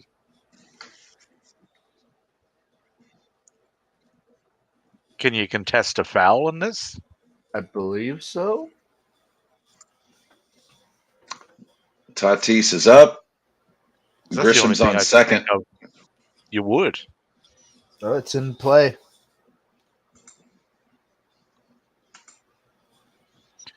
Tatis flies out, but that gets Gresham to third. The San Diego guy. Yes. Yeah. Yeah. He flied out to Outman, allowing Gresham to get to base. There we go. Jokic turns it over. Son of a bitch. It was a good game. Parlay didn't hit, but good game. Ain't over yet. Still 22.4. Jokic needs to get 6 rebounds in 20 seconds. Well, 1 3-pointer. No, just a 3-pointer from half court. Overtime. And then he can get the 6 rebounds then. Yeah, you don't have to do everything like right now.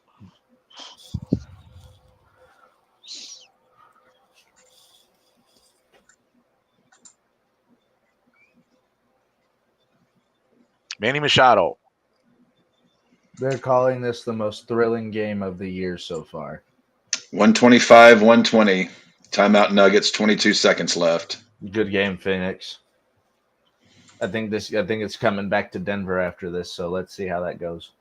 Would be game 5. Is it? It's a So best of is it 7 series. best of 7? Well, yeah, Denver would have home field or have home court. So if they do what is it, 2-2, 1-1-1 or something? I believe so. So yeah, next game would be in Denver. Machado strikes out. Doesn't surprise me. That's what he does. Juan Soto is up with 2 outs, 1 man on base. See, it looks like it'll be Nuggets and Suns on Tuesday night from Denver. Tomorrow night is Lakers Warriors game 4 and Knicks Heat game 4. Those are 2 interesting series, especially the Heat versus the Knicks. The Heat have been dog walking the Knicks recently. The Knicks are another one of those teams that are just the Knicks and the Mets are snake bit. I don't think there's ever really been a good New York basketball team.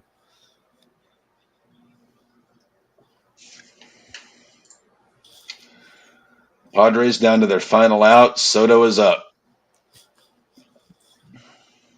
1-2 counts. Soto has called timeout.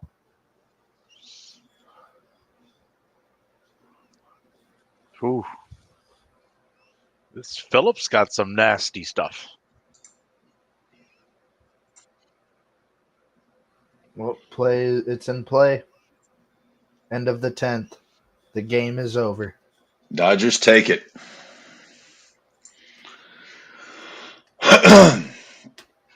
So that will move the Dodgers into a full game lead in the National League West. I think that's going to be a 3-team race all year, I think.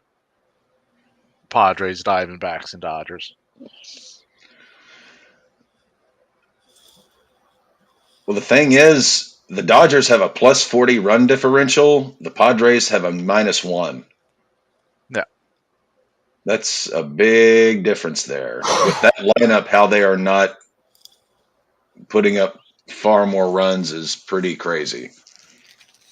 Well, Soto's not really hitting to any extent yet. I would assume for the amount of talent that he has, that'll come around. Oh, 126, 120.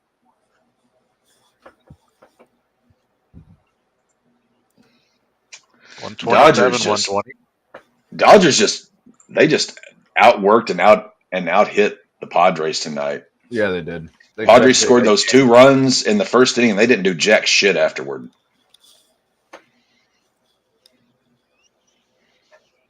After a performance like that tonight, the Padres should all be walking off the field like all those Cody memes that I'm seeing on Twitter now. Are you throwing chickens at him? No. The meme of when he was walking from this was outside of the ring. To go get the steps early in the match. Yeah. He looked like a mad parent going to get like don't make me get the belt. This man literally went and walked like this.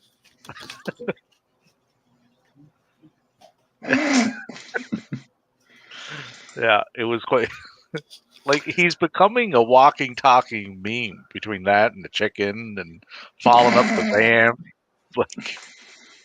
Like you came back for this? Really? 127, 120. Yeah, I think this one's pretty much done. So game 5, we go back to Denver. Padres drop a big one to the Dodgers, although it's still early in the year. Oh, tons of time with that.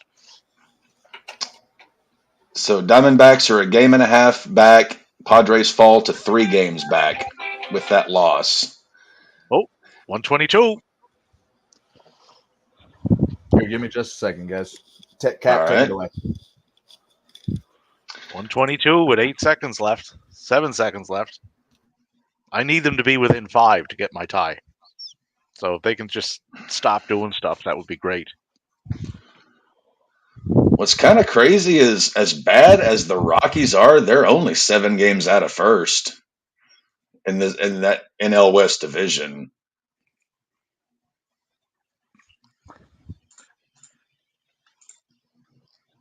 Thinking the Rockies are going to do anything though is not Well, a it's good way fool's to. gold. Yeah, I Yeah. mean it's complete fool's gold. It's just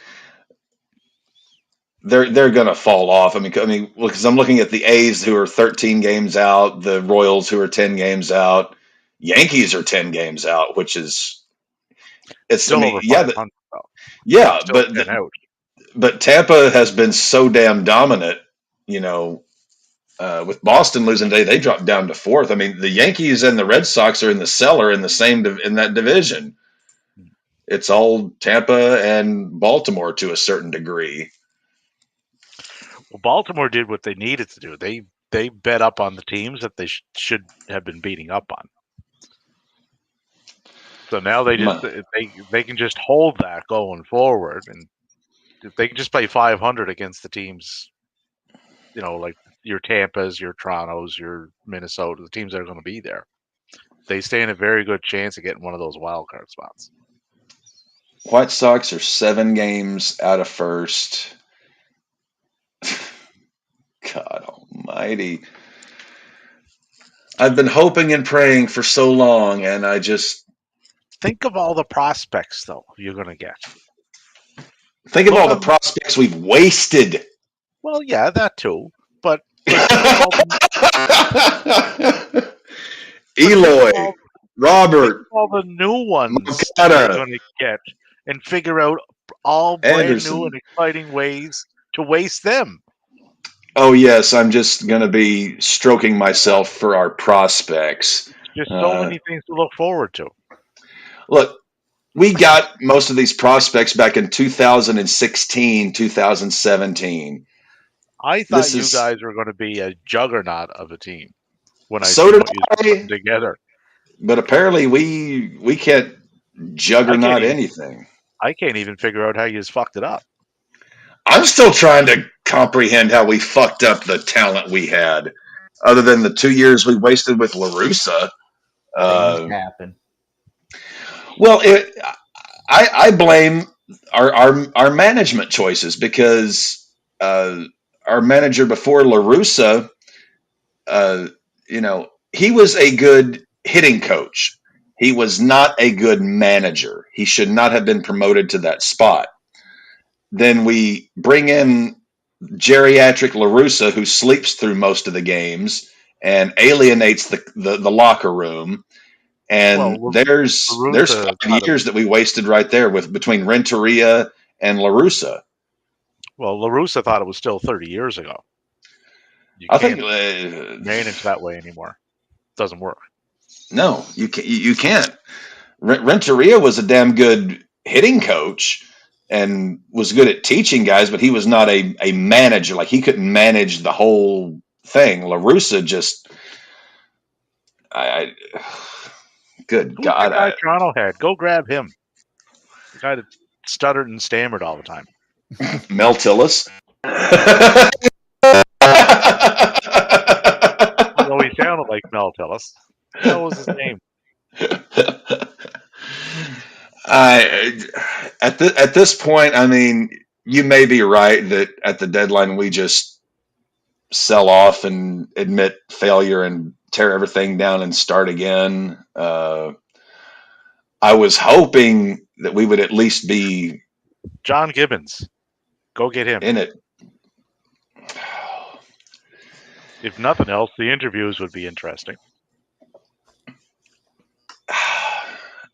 At this point, I mean, if we keep going downhill like this and we get to the All-Star break and we're 4th or 5th in the division, just admit defeat, admit failure, tear the fucking thing down. Let's try again somehow. It's exhausting. We had a window, and we shut that window on our own fucking fingers with our choices of managers. we put together a hell of a team for the most part, but ay. Well, from Red Sox Nation, I think we can all be in agreement here that the gift we gave you of Yoan Moncada is a gift that just keeps giving. You're welcome. Yes. Thank you. It's the least we could. It's the least we could do for a fellow Sox person. We got Monk. You got Sale. It was a perfect trade. I wouldn't exactly use that particular 7-letter word for it. I would say we got a guy with a lot of promise, but Monk just what, in my opinion, what really fucked Monk up was that he thought he could be a switch hitter. He's not a switch hitter, and his remember that defense. huge season he had? Yeah, his BABIP was 399 that year. That's unsustainable. That's why he put it up is. those big numbers. That was a red flag. Everybody was drafting him that early in the season after that. I'm like, you guys are off your rocker, man. Like, Yeah, well, Monk needs to just hit from the left side of the plate. Eloy can't stay healthy. I still have a lot of hope for Luis Robert because he's still young enough. He's got a great glove, great speed. he's immensely talented, Luis. Tim Anderson has fallen off. I'm not sure exactly what's wrong there. Andrew Vaughn is still. I don't think we really know what we have there with him. And you got Benintendi. Yeah, but Benintendi's more of a. He's not a stud or a star. He's a good guy to have in your lineup. Like he can do a lot of things, but he's not. He's got a limited. Solid 7 RBIs. I mean, Benintendi is limited. I think he had that one breakout year with Boston. Ever since then, he's been mediocre as hell. Well, so again, another player in Boston got the best out of him. 639 OPS with no home runs, 0. He's a good contact guy, and he's a good. He's got got a decent glove. I mean, he's not a bad player. I'm not unhappy with signing him, but wouldn't the 639 OPS though kind of negate being a good contact hitter? Just throwing that out there. Well, again, being a good contact hitter doesn't mean you have good power. OPS is more a distinction of power rather than on base plus slugging. Yeah, I mean, well, on base plus slugging. Slugging is, he's a guy who, when he's on, can get on base, and he can field. I mean, he's a 2 out of 5 star player in my opinion. He's not bad. He's just not great. Just he's what he is. 323 on base. I'll take that. Slugging is 316. That's fallen off a cliff. Wide. What? Wide. We're talking about Andrew Benintendi. Oh, I know. I heard 316, and I just.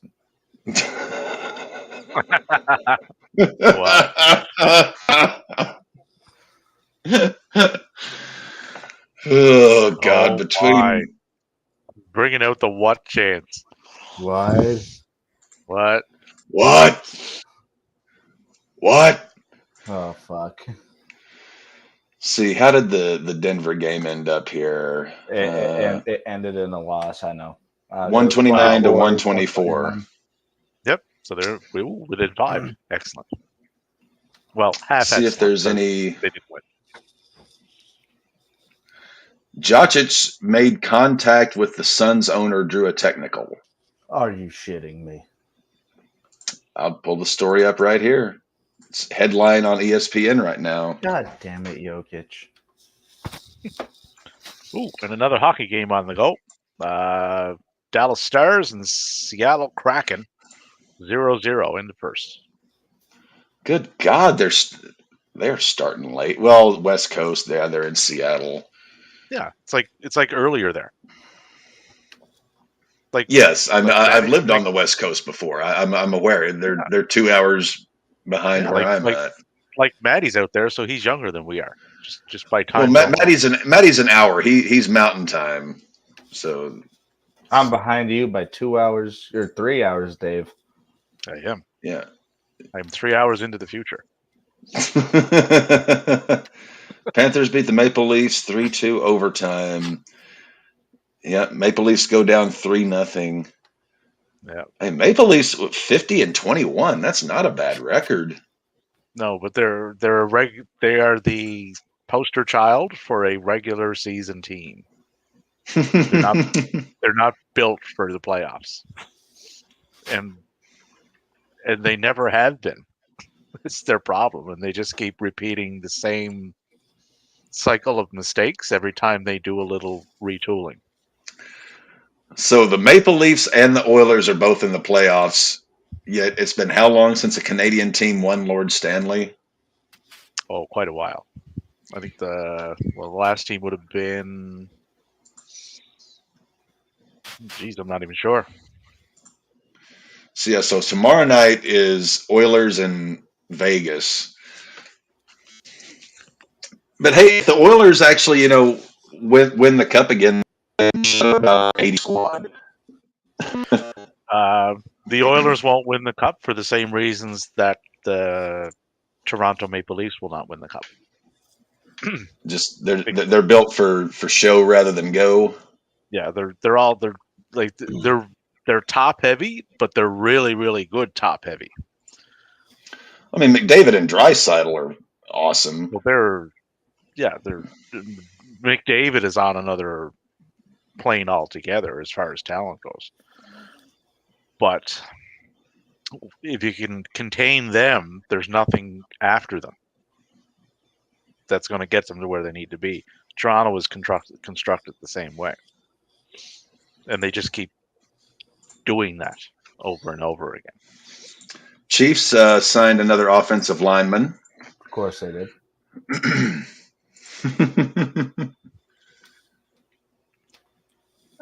Trying to see what's going on here in the NFL.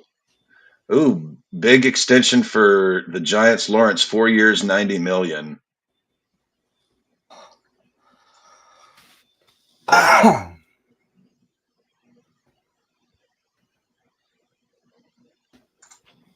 last time a Canadian team won the Stanley Cup was 1993.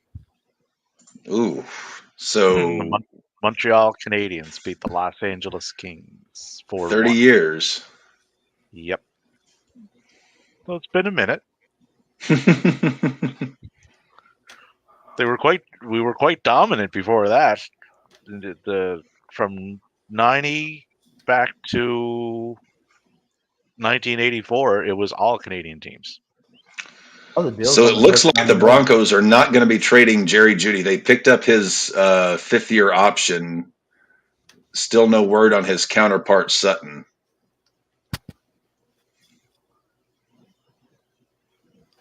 That makes me happy to hear. I mean, you guys had a wonderful draft, despite, having to trade up to even make it to the second round. We drafted a white cornerback. I don't know how to feel about that.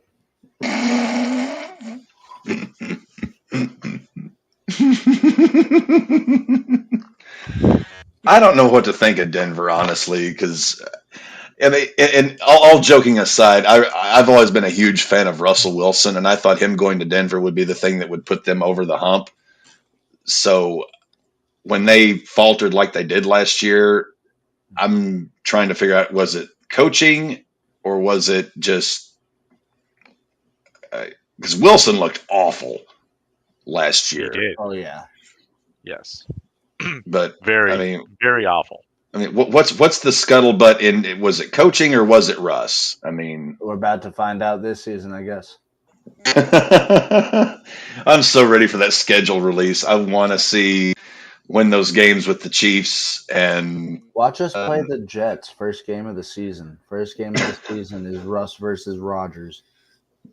no, that's got to be Packers and Jets. That's got to be Sunday night primetime week 1. Well, Russell's been in the league, what, 10 years now? Yeah.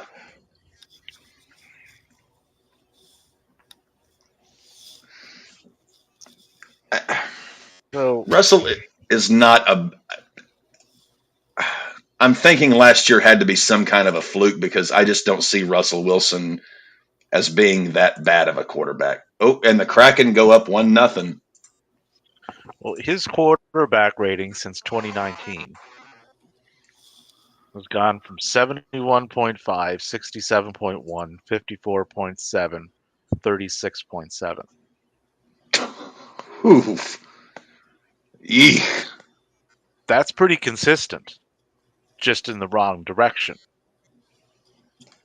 Agreed. Yeah. Wrong direction. So something is up.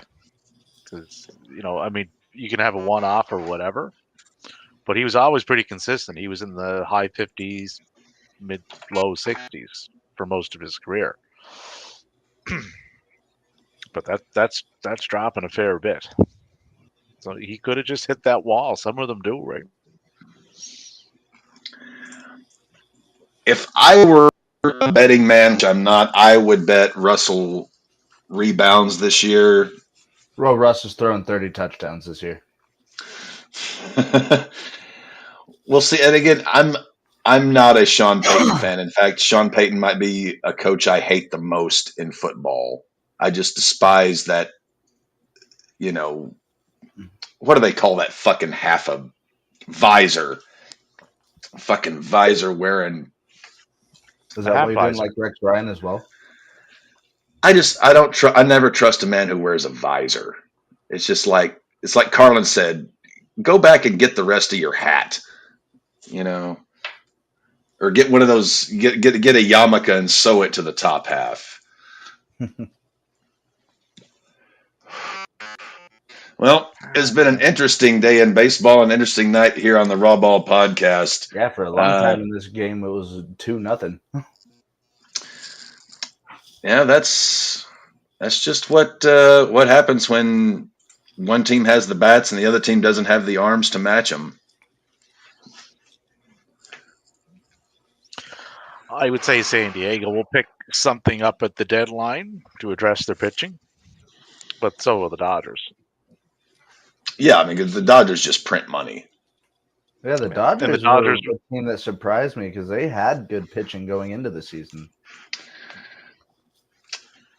Well, it's just a combination of them having good pitching and the Padres having not as good a pitching is what this series this weekend seemed to indicate to me. Is just that the Dodgers they just have too many bats. But again, the Padres up an arm at the deadline, but I mean, the trade deadline isn't until the end of July, so we've still got over almost 3 months until. Oh yeah, neither of the three teams should be in a panic mode yet. Like it's way too early.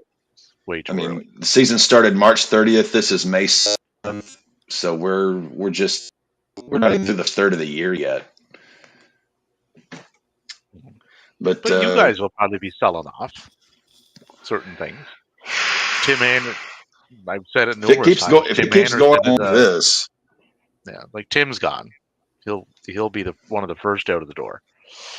Tim Giolito, I'm guessing too, because possibility. Because I think his contract is actually up at the end of the year. I think Giolito being a good piece.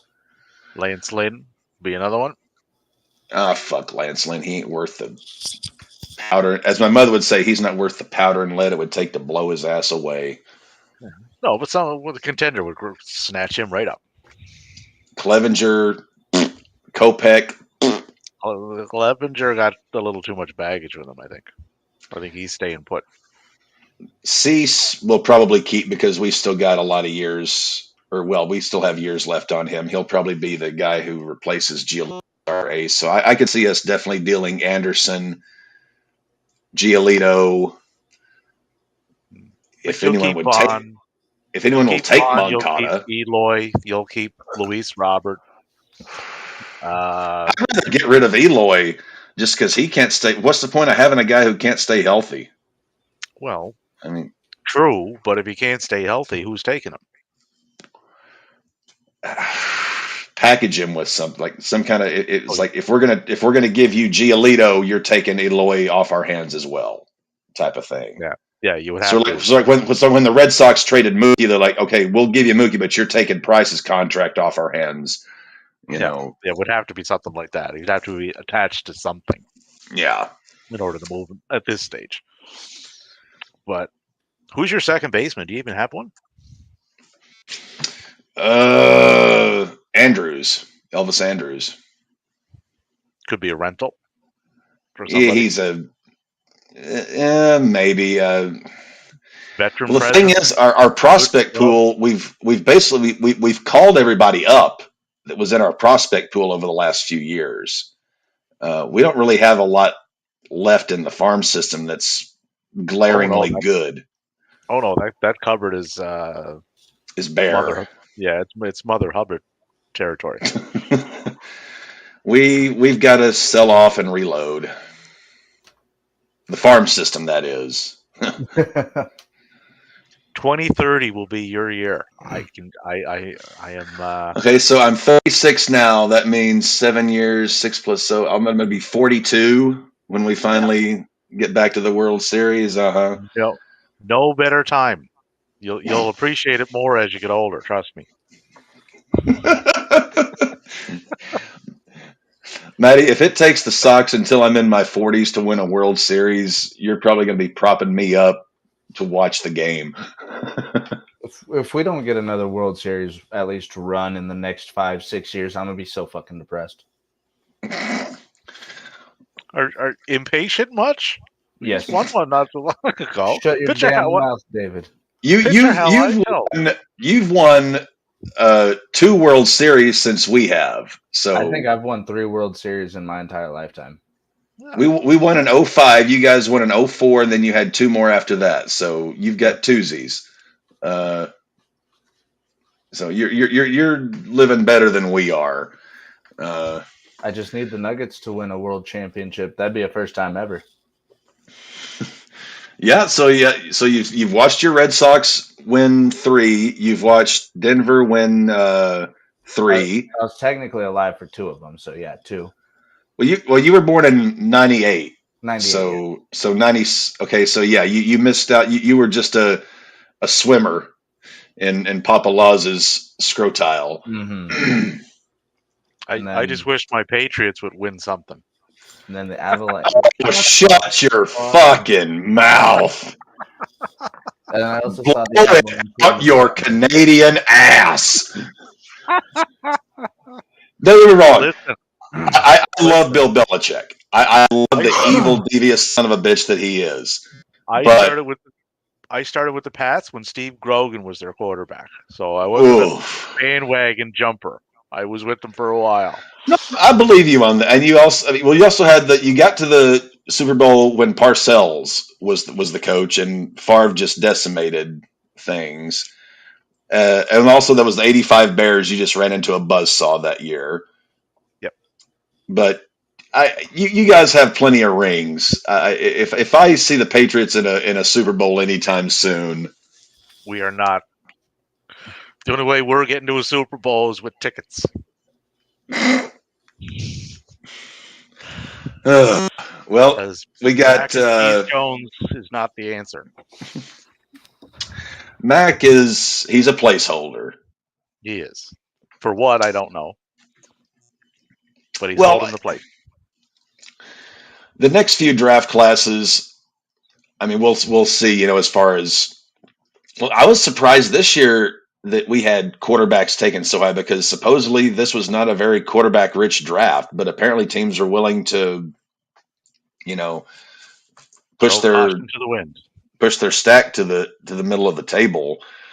I'm trying to think who's coming out of the next draft.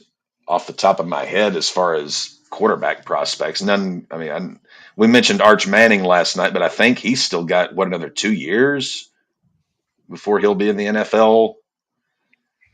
Ooh, we should draft him. A Manning in New England. That would be something. I just the keep whole thinking. the league would explode. Poof. I was thinking how much Matty would be just jumping up and down if the Broncos drafted another Manning to be quarterback. Let's see. What do we? I guess tomorrow on the weekly pod we'll recap the weekend that's been, backlash, baseball, kind of see where everything is, get a handle on the world. I always say, we're coming into a Monday show. Yeah, we're just going to kind of be touching notes, but then some kind of shit will blow up and we'll have a story to talk about. There's going to be some form of fucking lawsuit or something that's going to come out overnight, isn't there? Probably so. Well, preview the upcoming tournament as more information gets released. What the pairings are and such. And then the Sands of Time pay-per-view in 2 weeks. The Sands of Time. Sands of Time. And also that weekend is Double or Nothing, so that'll be a lot going on that weekend. Yeah, one's on early and one's on late. Well, Double or Nothing's on Sunday, and they're different days. The Sands of Time is Saturday. I wonder who Omos is facing on that, because he's going to be on it. Who can they put Omos on against? He's going to face Mansoor. I don't think Mansoor is going over there with that current gimmick that he has. That's highly unlikely. He may not make it back home. His own family wouldn't let him back. No, probably not. I was thinking let's put Omos. If we're just going to completely keep following no logic, let's put him against Gunther. He's not on the go. He's earned that Intercontinental Championship shot. Roman doesn't have a match, does he? At this point, I'm wondering. I think they're trying to do Roman and AJ. Not? I think they want to do Roman and AJ for Saudi. Well, Roman will be. Well, AJ's in that tournament and is a odds-on favorite to get to the finals in it. Then he's there. That would make sense. So they probably won't do that.